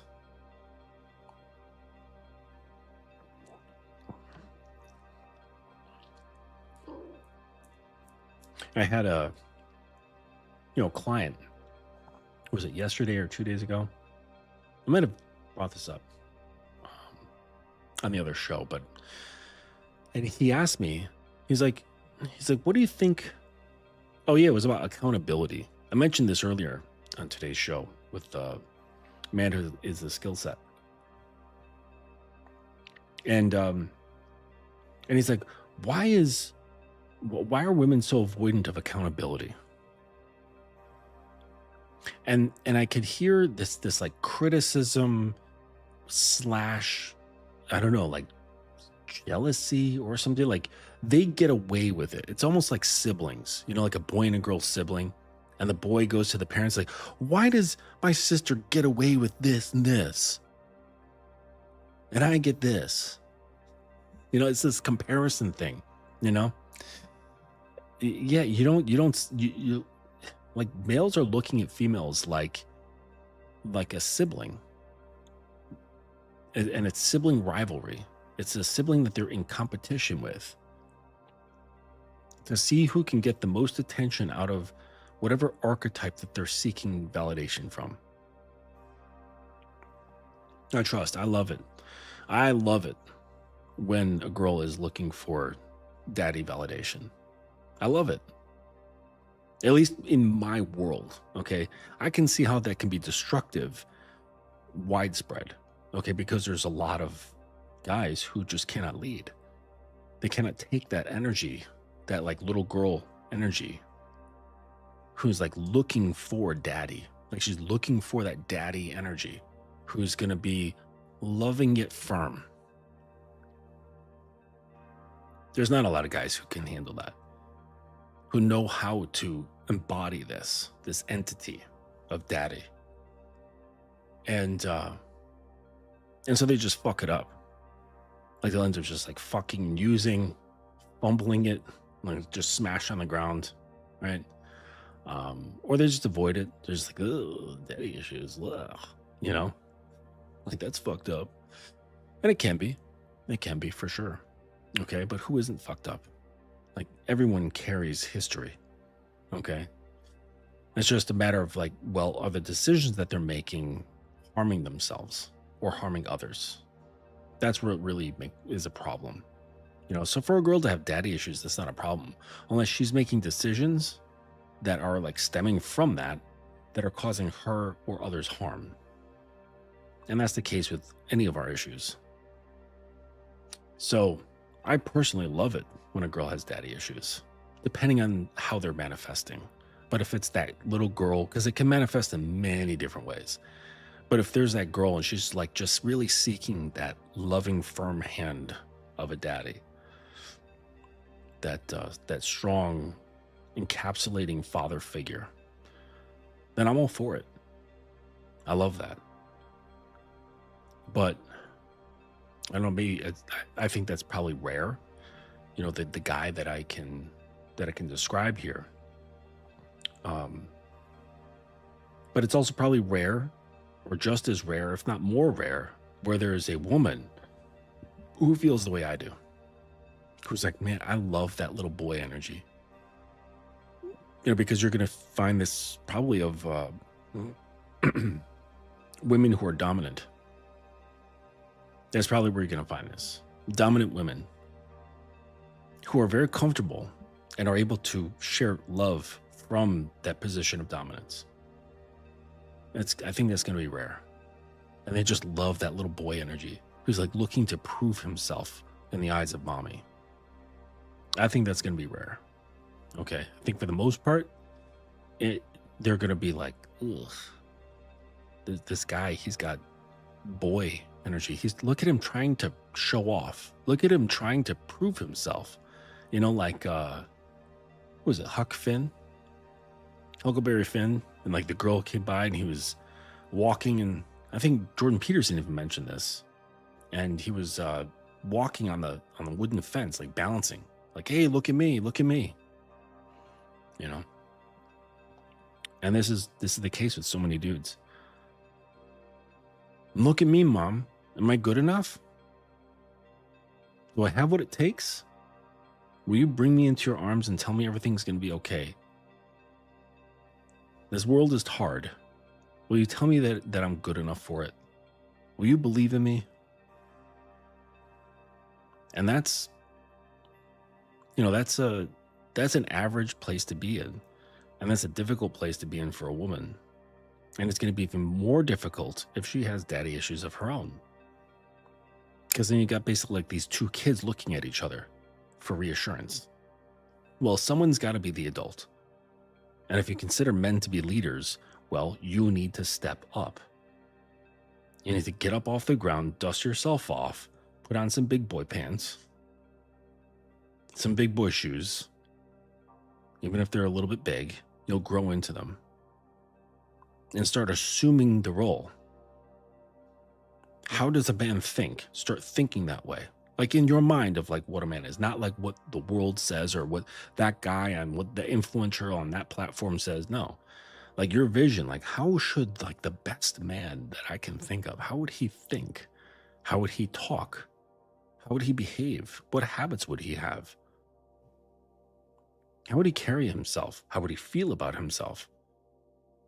And start like just piece by piece, bite by bite, embodying this. It would help to write it out. It would help to formulate this into an archetype for yourself and start trying to embody this. Religion makes it easy, right? They lay out all the characteristics of Siddhartha, right? When he became the Buddha. And they said, look, this is his teachings, his precepts, these are his rules, this is how he lived. And even he was just like, hey, you know what? don't follow me. Like, become your own Buddha. He said that. He said, don't follow me. Because he knew he's not worth following. And people did it anyways. I don't know if Jesus said the same thing. I wouldn't be surprised if he did. If he's like, hey, like, you got this all wrong. You shouldn't be following me. You should be finding the Christ within yourself. But they lay it out. They lay out the thing like, hey, follow this stuff and be like this main character, and you'll be all right. And if you want to go that way, you can. Perfectly fine. But you can also follow within yourself. You can create that, that Christ or that Buddha archetype of like the best dude, right? Maybe you can bring it down a few notches from the astral, right, into just a regular person on earth and say, what does this person look like? What do they do? What do they think? What do they believe in?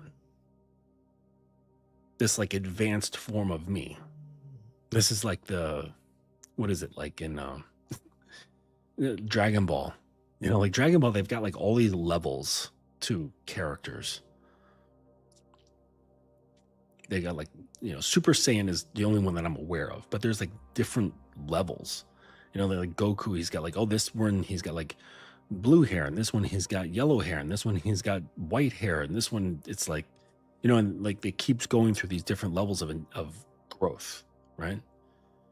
And so it's like, what are what's the Saiyan version of yourself? Okay, is it, first of all, like, make it realistic, all right? Don't make you be like, okay, well, I'm built like an Adonis and I can, do a 600-pound deadlift. Like, come on, that's not realistic, okay? But really more so internal characteristics, right? Because that's more important.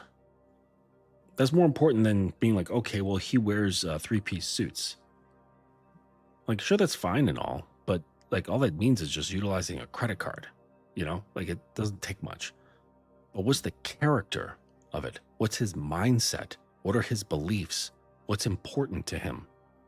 How does he think? How does he communicate? This is much more profound in terms of how you show up versus what can be seen. You can certainly go for those things, right, and create those aspects in your life. You're like, oh, well, I envision him having these things, living in this house or whatever, that's fine. Totally fine. You're saying like, all right, he has like 5 kids and whatever, and 5 kids and 2 wives. Great. Okay. But that doesn't like change the man, right? First, angle in on what the internal characteristics, what makes him him. Far more beneficial. And then at that point, right, especially if you learn and understand how people think and how to influence them, now you become the gateway to everything. Not only are you the gatekeeper to sex, you are now the gatekeeper to commitment, but you're also the gatekeeper to guidance. You're the gatekeeper to development. You're the gatekeeper of whether she rises or falls. My girl, I can build her.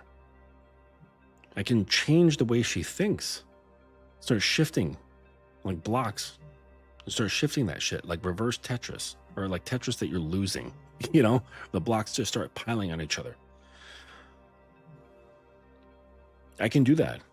Or I can tear her down. Completely destroy her.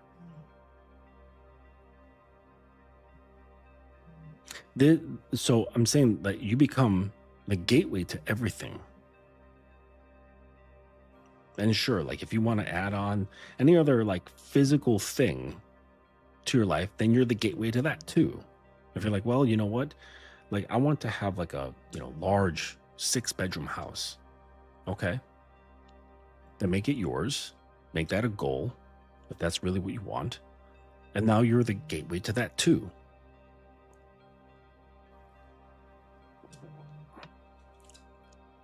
Like even something like love. I'm not in a position where I need love.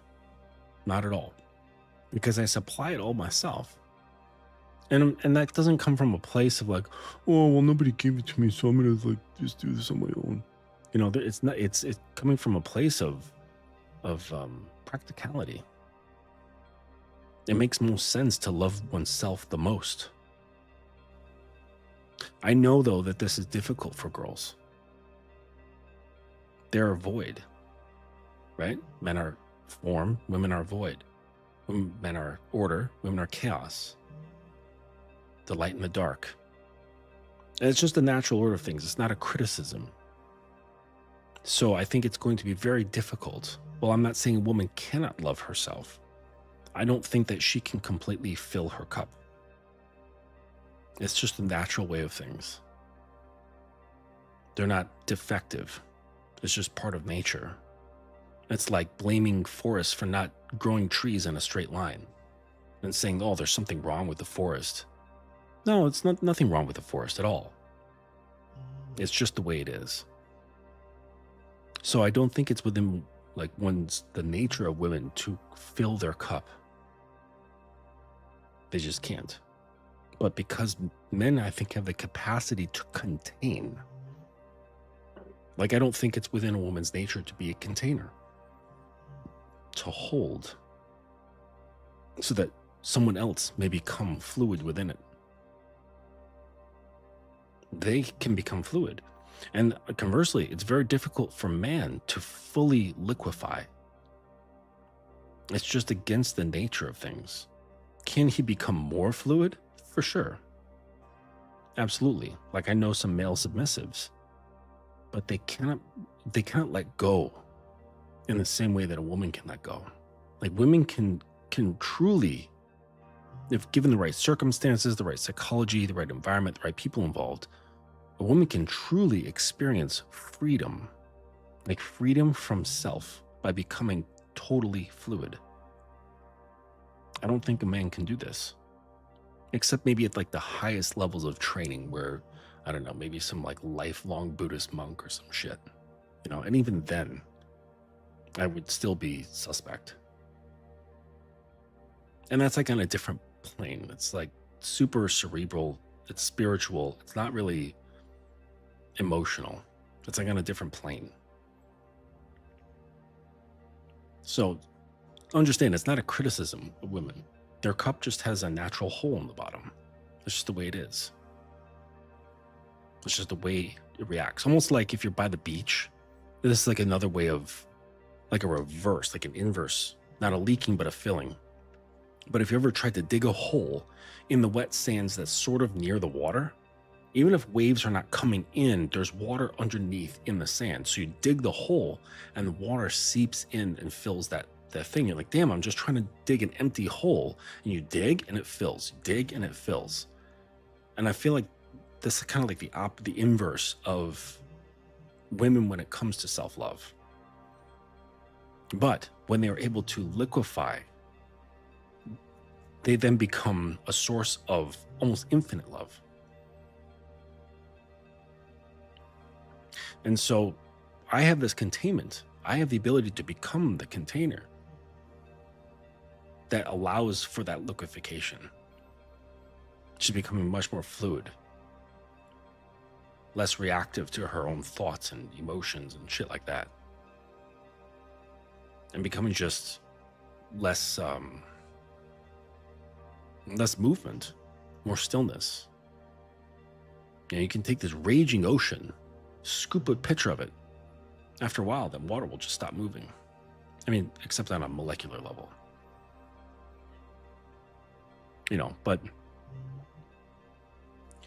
it's these fundamental differences that make it better.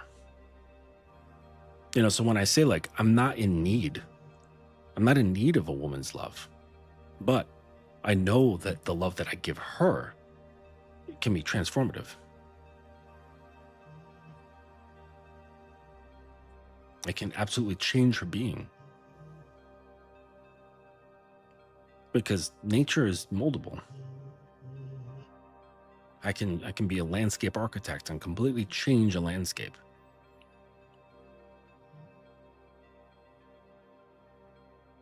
Or I can let it be. I can do a lot with nature. You know, with man-made stuff, you're kind of limited.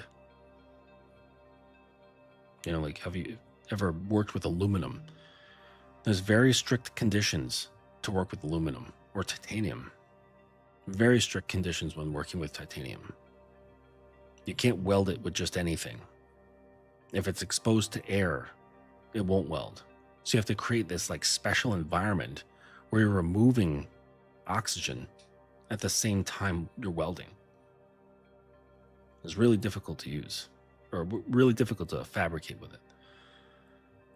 But it's like, you look at nature, it's like, man, there's so much flexibility, you know? But the thing is, like, you know, you look at your average guy, you know, who's following that prescription that, you know, Dr. What's His Nuts is talking about. And they're all like subject to that same framework.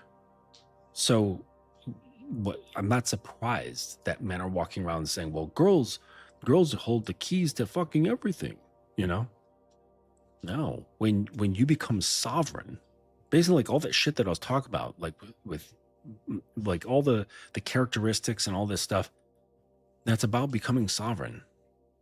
And when you become sovereign, that's when you hold the keys to everything. That's really what happens. And you might say, well, you know, Justin, that's easy for you to say, because, you know, you don't look like Quasimodo. You don't look like Frankenstein on a bad day. It's like, okay, fine. Okay, maybe that is true. But here's the thing. Like, what's worse? Like Quasimodo, who is sovereign, or Quasimodo, who's a slave? I'd rather be Quasimodo, who's sovereign. Like, if I'm going to be disgusting, then at least let me be free. Instead of sitting there being disgusting and being like subject to all the whims, perceptions, rules, guidelines, preferences, judgments of so many other people, and then constantly feeling that I can't match what they're looking for because I so desperately want to play with them. I so desperately want the approval of them. I'm pretty sure if Quasimodo did get some kind of approval, he would fall headlong into that. Headlong. He'd just be like dive bombing into it. Thank the Lord. Someone has noticed me. I'm going to give it my all. I'm going to empty everything I have into this. And this is the fate of so many guys, even though ones that do not look like Quasimodo. They think they do. They feel like him. They feel just as worthless. And that's pretty sad. And this is the problem when you have a cup with a giant gaping hole in the bottom. Because then no matter what you do, no matter who approves, no matter how many pussies you fuck, you're still going to feel like shit. Women are not an answer to anything except making a baby. That's it. That is the only answer women have to any question. There's only one question that they can answer.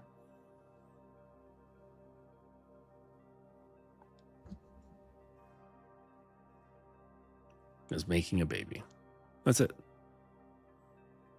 But when you're in a state of need, they become a total library of answers for your problems. And then, whoa, if things go your way, if your answers are not fulfilled in the way that feels good, well, now that library becomes at fault. You evil, evil cunts.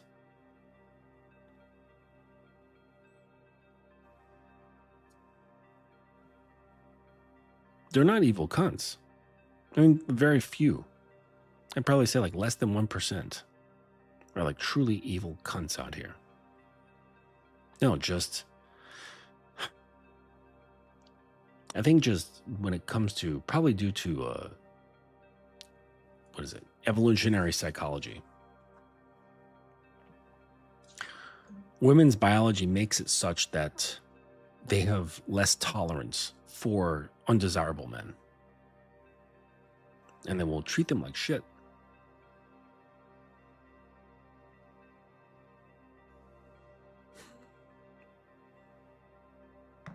They will treat them like shit. They will disrespect them. And, and that's how it goes. It's hard to respect something that grovels at the ground and begs for you to look at it. And then when you don't, gets angry, spits on your feet and scratches your knees.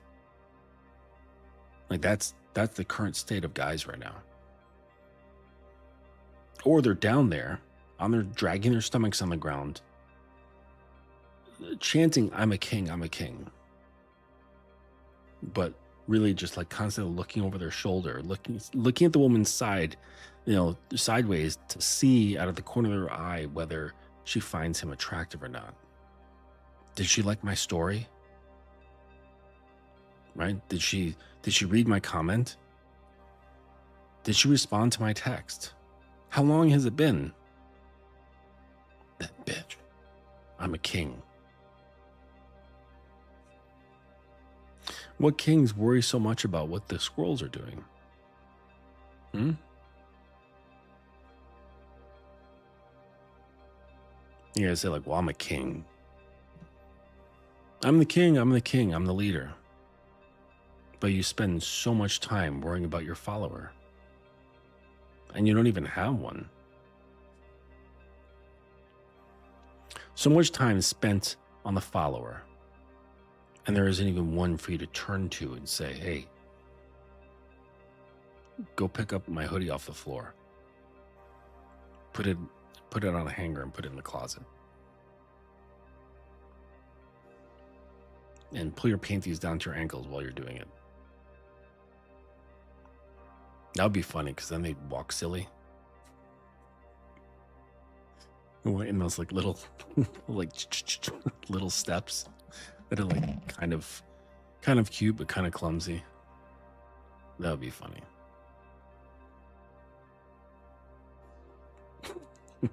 Sorry, just the vision of it makes me laugh.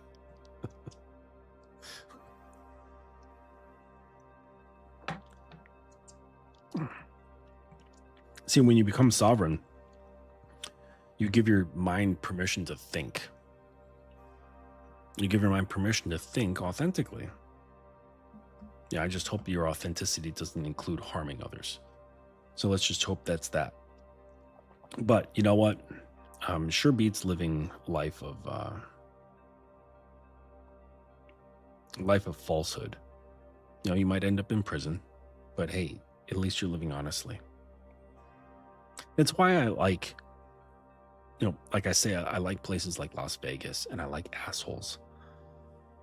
I like honest to goodness assholes, and I like Las Vegas because neither is trying to hide anything.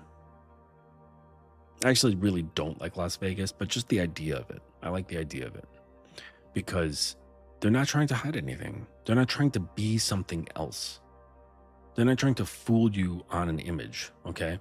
Los Angeles, New York, yeah, absolutely. They're absolutely trying to fool you. They're like, yeah, like we're kind of assholes, but we're cool assholes that you want to be like. Like, yeah, I'm a total dick, but I'm a stylish total dick. It's like, yeah, I don't know.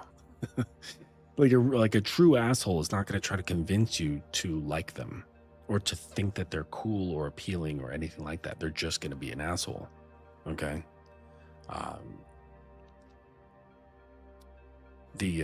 Las Vegas, they're not trying to hide anything. They're like, yep, drugs, sex, alcohol, gambling, it's all here. We are not trying to hide anything from anyone. In New York, they will do that. They will hide it. They'll hide the sex. to hide the corruption. Like if you walk into a casino and be like, man, this place is corrupt. The deals, you be like, what do you think? It's fucking Vegas. You know? You'd be like, no, no, no, we're not corrupt here. What do you mean? Mafia, what? No.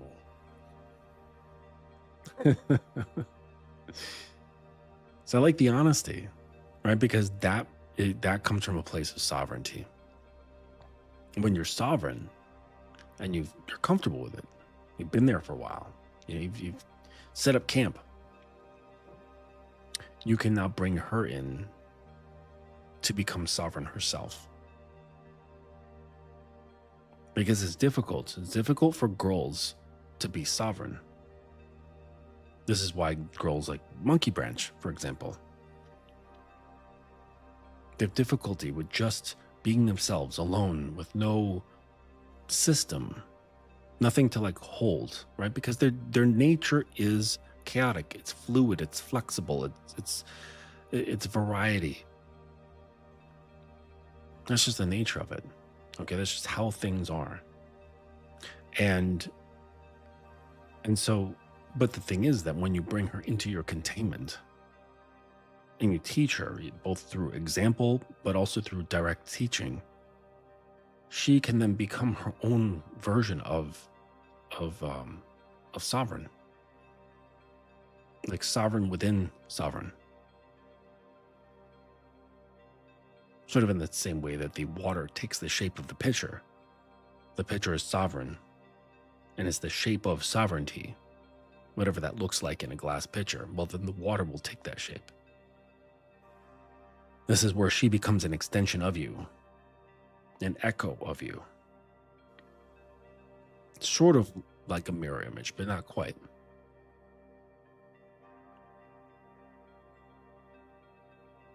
But that comes about when you are most defined.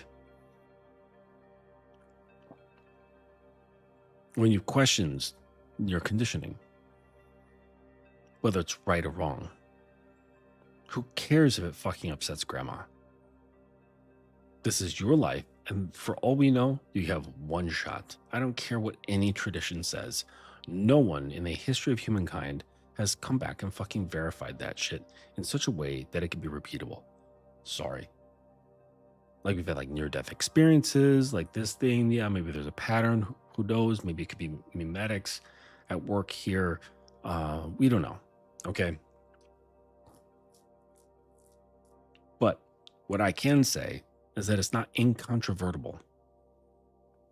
So for all we know, since it's not incontrovertible, that there's like some other existence beyond this one, then we can just assume that this is it. And when you start assuming that, instead of that this is just a place for us to wipe our feet before going on to something so-called better, and you realize like, holy shit, there is a set number of heartbeats that I have on this planet. And it's a finite number, and it starts counting down the second I'm born, or the second like the heart starts, within the uterus, whatever, month that is. That's the countdown. So it's like, when are you going to take your own existence seriously, instead of just waiting for those beats to just run themselves out? You're going to wait till there's like 10 left. You're like, oh, wait, now I'm going to start thinking for myself. No. Now I'm going to start taking responsibility for myself. I'm going to start taking my existence seriously. I'm going to care. You see, because when you become sovereign, then you have the ability to make meaning out of whatever you want. Then things like love become like infinite. It's not like, oh man, I've got this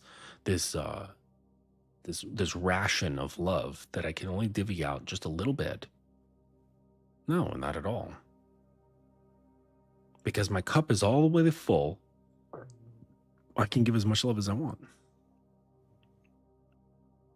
I could shower the shit out of my girl with so much love, her skin becomes pruny. Like she spent too long in a fucking bathtub. But why would I do that? Like at some point, like you're just like, well, that's just like too much expenditure of energy. And what has she done to deserve this sort of thing? Right? You get what you deserve. You get what you've earned. You know, I'm very loving. I'm very kind. Right? But last night she had herself a bit of a whipping for stepping out of line, making little assumptions that were incorrect about me. It happens. So in that moment, that's what was deserved. We get what we deserve. But I absolutely, because of that full cup, I could drown her in love. And like, what does that do? Does that create growth? No. Like if I pour a gallon of water into my houseplants, they're going to die, you know? And if you don't do enough, it'll die. So you give enough so that it can grow efficiently. That's how love should be dealt with. You don't just give because you can. I will kill my plants doing that. I will drown them. And you can drown someone with love. You can also starve them.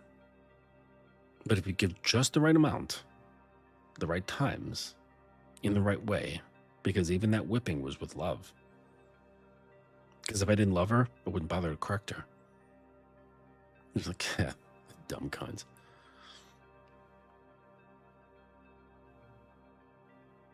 So even that correction was something that was chosen. It was out of emotion.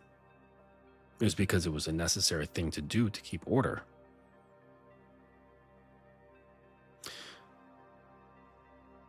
But the point is that, like, you know, when you're sovereign, when your cup is full with self, the love is coming to the self, then you can teach her. You can give it to her. I don't think you're ever really going to erase that hole in the underside of her bucket, but perhaps you can reduce its size. You can teach her to shrink that hole. So maybe it's just a drip instead of a steady stream. But I don't know. This is my first time living, so perhaps there is at some point in development where it just gets smaller and smaller and goes away. And she becomes a fully self-loving being. So I don't know. If I can think it, then it probably can't exist. So I shouldn't doubt myself in that sort of way. Locked into, you know, a paradigm of belief. I do know you can stick your finger in the hole, and that makes them feel good. Maybe they'll, and that can be translated as feeling love. Anyways. But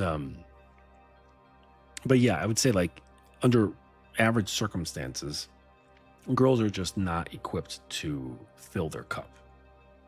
And that perhaps through guidance of someone who has done this can teach them to be sovereign as well. And they start sharing the mold that you've created, feeling just as seated in the world. And that's where that queen status comes in. She cannot sit firmly in a throne until you have. And sitting in isn't just declaring that you are.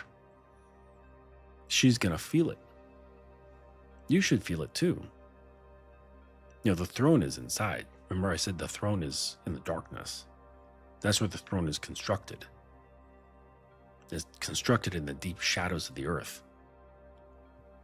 Down where all the creepy crawlies are and the bones of the past. That's where your throne is made. It's hewn. I love that word, hewn.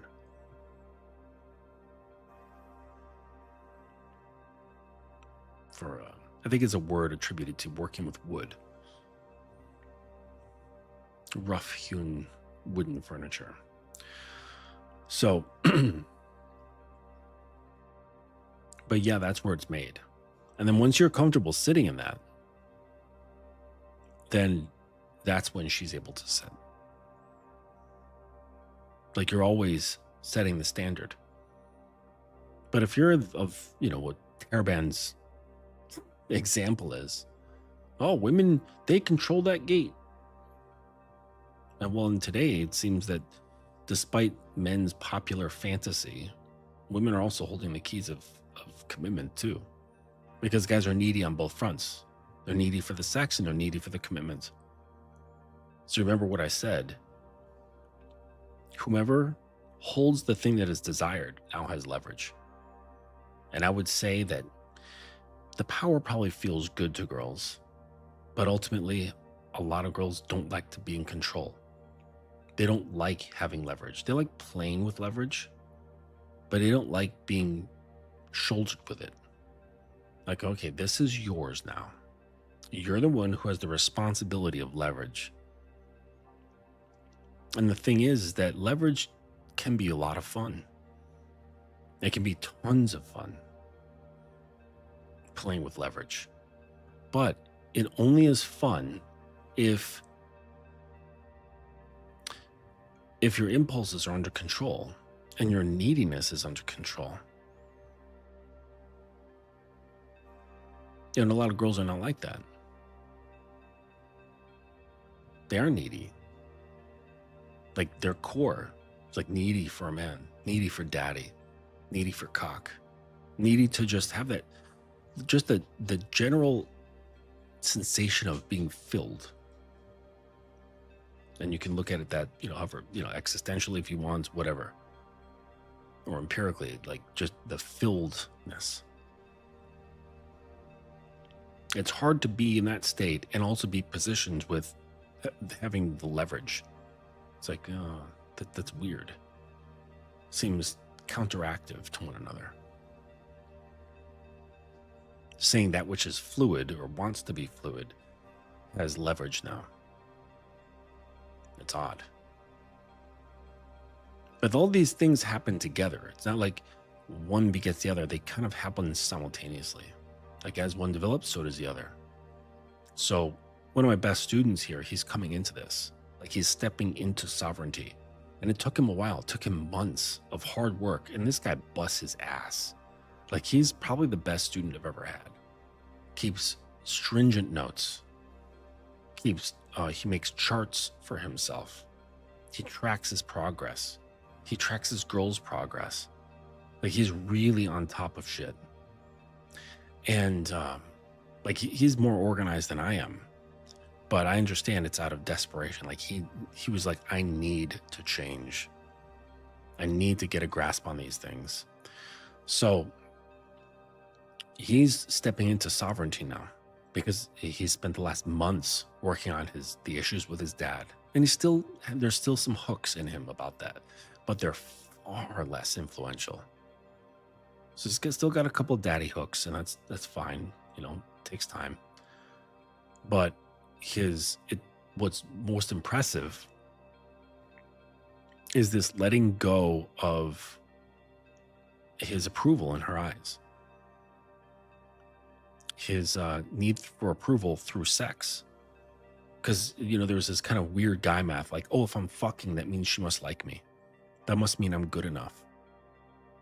And so that mother wound and all that shit. So he really spent some time like unraveling that knot, just like string by string.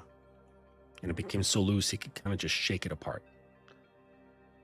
And he's now stepping into sovereignty. And he's like, holy shit, like, nothing's different, but everything's different. And he's like, I see the difference in my girl. Like, without having to prompt her, she's now full of gratitude. She thanks me for dick all the time. She doesn't miss a beat. And it's not like she's following a script, because I only mentioned it once, like long ago, that it was something that I'd like to hear. But now, like many weeks later or months later, I really can't remember the time, but there was some time between when he said it and when she started doing this. And she's now doing this unprompted, and he could feel that there's like this genuine sense of gratitude. And we can tell when someone's blowing smoke up our ass about how thankful they are. We've all seen it, we've all done it. So we know what it smells like. And he could tell that it's a genuine feeling for her. And I said, yeah, like as you become more solid, your container has become more solid. She's become more liquid. One begets the other. And she's becoming more and more fluid. And it's like she's questioning less. She's like her mental activity is slowing down. She's looking for more direction. And part of that has to do with her insecurities and stuff. And that's being drained as well, right? Because she wants to know how to show up. So it's sort of fueled by insecurity rather than just, this is what my position does. It seeks guidance. It seeks direction. It seeks command. So, but that's getting drained out. You know, like when you have like an injury, you've got to like drain the pus. Like that's kind of like what she's doing. And he's helping her along, and it's a process too. But he had to start it. He had to become the thing that could be the progenitor of her new state. That's how it works. The container defines the shape of the liquid, not the other way around.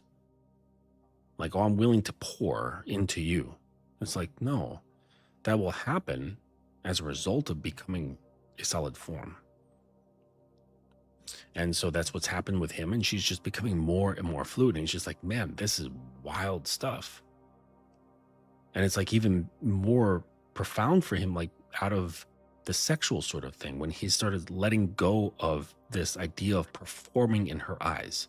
Like, I have to make sure that she sees me as this ultimate lover.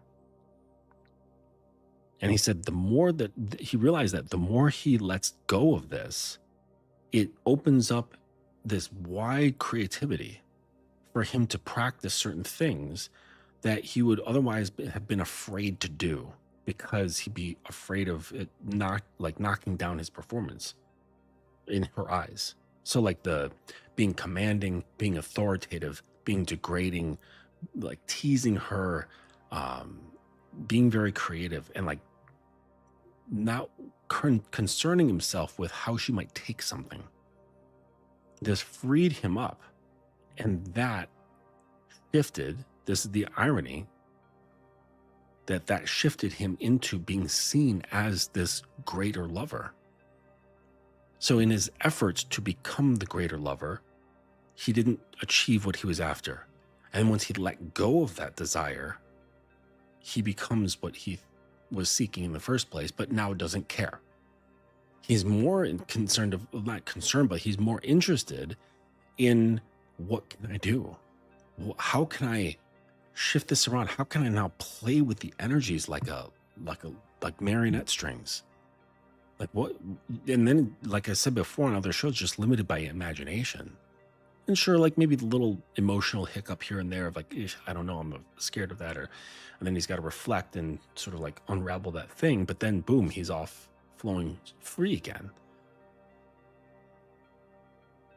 And the more time spent in that state of freedom, he's becoming more and more and more sovereign, which is giving her the confidence to like let go of stuff, let go of self-judgment, let go of self-rejection. Right? Because then she's becoming, I was explaining this to him, was it today or yesterday? That like this has nothing to do with titles and doing things. Okay, it's not about doing things. It's about becoming an entity that is representative of a certain like character or characteristics. So he's becoming this entity within his dynamic, which is giving rise to the confidence of her becoming this entity. And the thing is that in order for this to happen, the ego has to be let go of. I mean, you can't let go of it completely, but it has to, the grip on it has to loosen to allow it to become thinner, which will allow it to give rise to becoming this entity. And then it's no longer like about me. Like, what's the me? Oh, me, my feelings, my thoughts, my this, my preferences, my like all that, all me. Okay. And you become this entity of higher purpose. And this is part of sovereignty. He is becoming sovereign. He's becoming the program. He's becoming the system. And with that, the confidence, she is then becoming the system as well, while she lets go of her death grip on her ego, freeing her up to become just part of the whole system, which becomes just freedom from the constraints of what you thought was you, to now something greater that's led by purpose, is led by principle, is led by codes, is led by rules, is led by something greater than what we, our egos feel is like good for it, or that it's important. This is sovereignty. This is freedom. All right. So just know it's not going to happen with you chasing tail. You're not going to achieve sovereignty by fucking as many pussies as possible. It's not going to happen if you achieve that goal. You'll be the same person, just with a very used dick. That's it. That's it. You'll be left with nothing.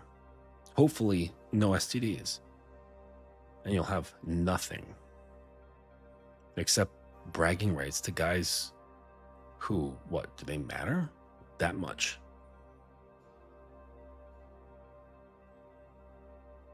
That's interesting.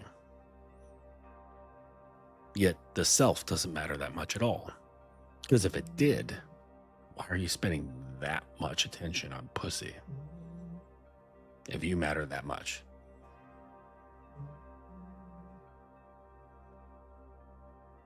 So, if you want to stick in that paradigm, go for it.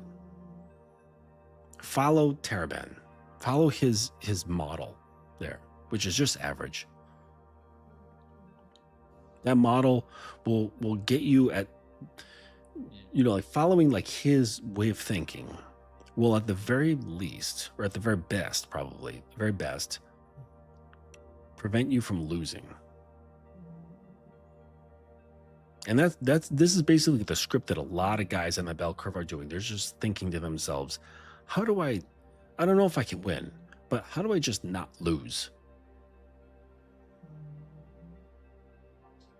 Or how do I not lose with the least amount of injury? That is some screwy ass psychology right there. You should still have the question of, how do I win? Oh, you win by changing the rules. You don't win by playing and at their rules and getting good at it. You're still playing at their rules. Change the rules. Oh, women are the gatekeepers to sex. Says who? I don't know about you, but my girl's begging for my cock. She thinks about sucking it all the time. If she could, she would spend most of her time between my knees, on hers.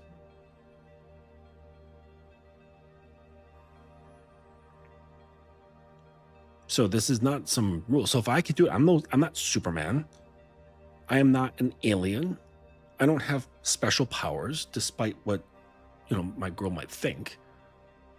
I am just a human, just average. There's nothing stupendous about me, despite what she might think. There's nothing miraculous.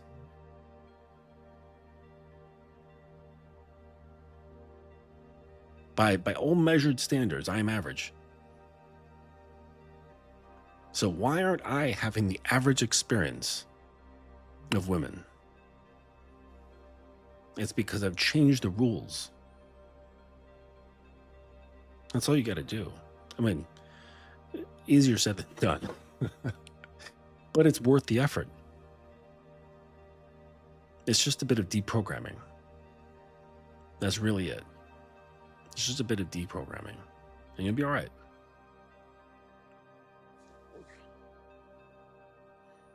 So if I can, you can. And this is what I said to myself. Like when I was getting into motorcycles and I was taking the bike in to get serviced and shit like that. And I was like, okay, what are your rates? And they're like, oh, it's like $140 an hour. I'm like, okay, so you do like spark plugs, oil change, or air filter, like just basic maintenance. I'm looking at over $300 for that shit plus materials. Wait a second. Okay, so they're not these special magicians. Now, the only time that you need a special magician when it comes to motorcycles is high-end suspension tuning, timing, and carburetor adjustment. All right, so if you're racing, you need somebody who knows suspension. It's a black art. Okay, if you're racing vintage and you need those carbs tuned, you need somebody who knows that black art. Okay, and if you're building engines and you're fucking with timing, you need someone who knows that black art. Okay, but that's what in the extreme cases. If you're just a rider, you do track days or you do, weekends, spirited runs on the weekends. You don't need all that crazy shit. Okay, you don't need to know the dark knowledge. So basically, I just said, if he can figure it out, I can. Anything he knows can be found in a book somewhere. So I taught it to myself. I liberated myself from the chains of needing a mechanic. And I saved myself a bunch of money. I mean, I had to buy a bunch of tools, but tools are one of the best investments you can possibly make. Whether it's home tools or mechanics tools. One of the best. So as far as like I go, I'm not special. I'm not like imbued with special abilities. There was a point in time where I did not love myself as much as I do. There was a point in time that I did not respect myself as much as I do.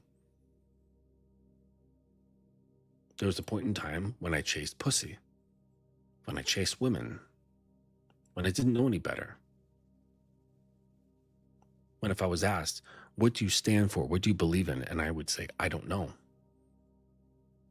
I would even go so far to say, what does it matter? My ignorance. But I learned. I had a number of teachers, and I let life be a teacher. But I opened myself up to learn. And maybe that was the greatest gift of all. It was maybe my pathway through Eastern philosophy and having me look at my ego and realizing that it's something if configured in a certain way, it holds you back tremendously from learning things.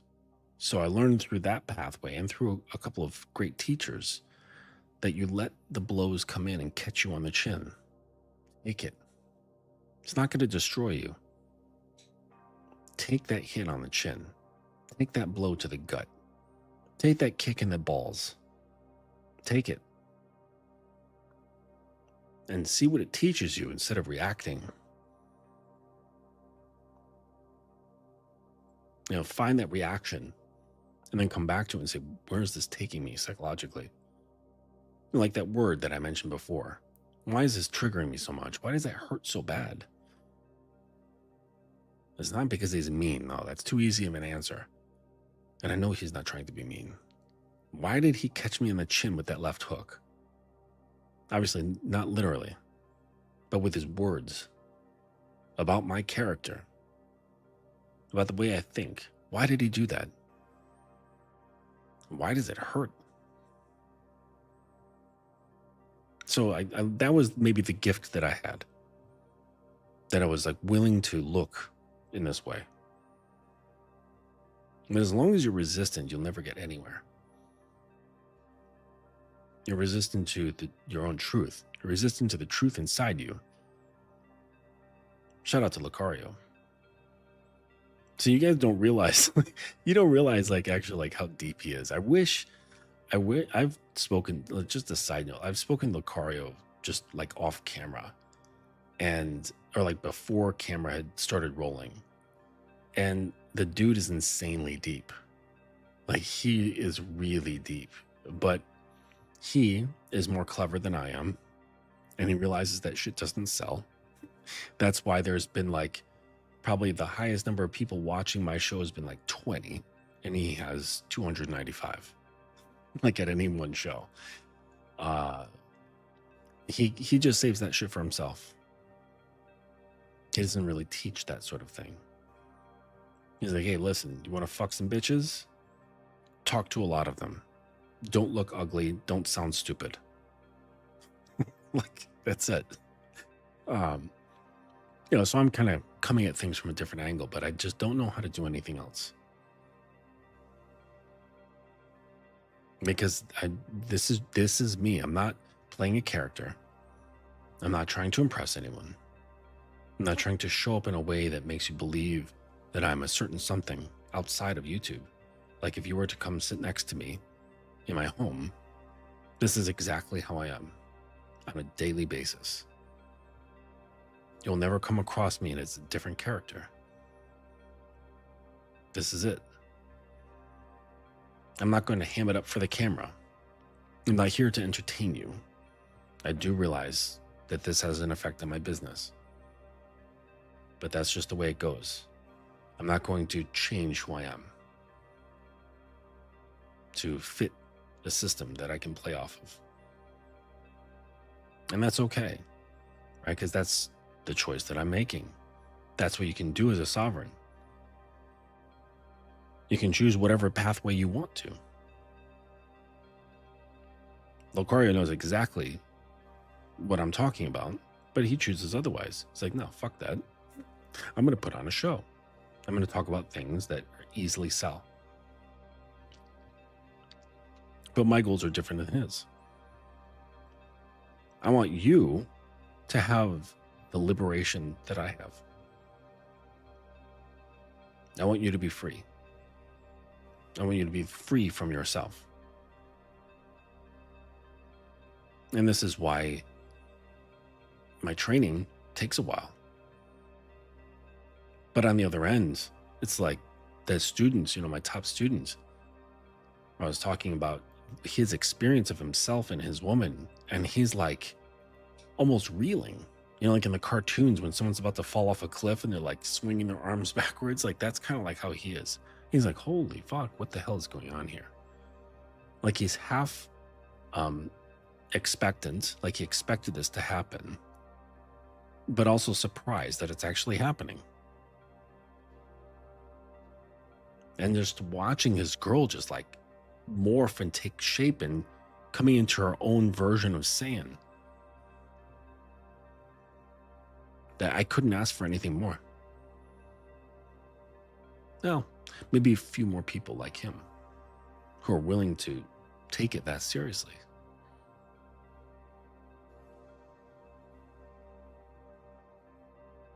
But you don't have to be gifted. Like that movie, what was it? Ratatouille? That chef that he looked up to, the little rat. It was like that dead big fat guy. And his main phrase was, anyone can cook. Anyone can cook. And so he used that as inspiration because like, I'm just a rat. Like, who's going to take a rat chef seriously? But he believed it. Anyone can cook. I believe that anyone can be a man. The truth might be that just some are not cut out for it, or many are not cut out for it. And that's fine. That's nature. But I still have the belief that anyone can do this. Meaning, like, I'm not special. If I learn to take apart my bike and put it back together, so can you. If I learn to take apart my mind and put it back together the way I wanted, so can you. I mean, barring like any sort of like major mental illness, heavy addiction problems, and so on. Because those things don't make it impossible, but it makes them, it gets in the way because it's an added layer. But not impossible. So understand that just this is not out of anyone's grasp. I'm not superhuman. I just started liking myself. And that started a massive cascade. Massive. Like a reverse avalanche. Avalanche. A reverse avalanche. There's no gathering and building up on top of the mountain. That'd be a cool sight. All right, I think that's all I have for you guys. I think I've exhausted this TerraBand topic. Remember, these aren't truths. Unless you just make them to be true. They're just words. If you choose to believe them, well, then they're your truth. You're submissive to them. Women are the gatekeepers of sex. They're the gatekeepers of commitment. Okay. That is the reality that you will live in because you're choosing to listen to those words. You're listening to NPCs and you're emotionally following it. But if you want to win, just change the rules and it becomes a different game. So consider that. If anyone wants to book a call, the description is in the link is in the description of every video, live videos anyways. Uncle Guns has graciously put that stuff in the chat here. But if you're watching on the replay, just go to the description of the video and you can sign up for your free call there. There's a wide range, so choose what day and time works best for you. And check out my Amazon store. Pick up a copy of The Dominant Lover, or How to Be a Dominant Lover, and the Codex of the Sovereign Order. And this goes into like deeper, more, slightly more philosophical parts of what we're talking about. But it's not off super far into the clouds. Really, it only seems that way because it's written slightly poetically. So it kind of has that like Bible verse-ish vibe to it. But it's all very practical. All right. Thank you guys for joining me here on this live. And thank you for watching on the replay. I appreciate everyone. And we'll catch you on the next one. Take it easy.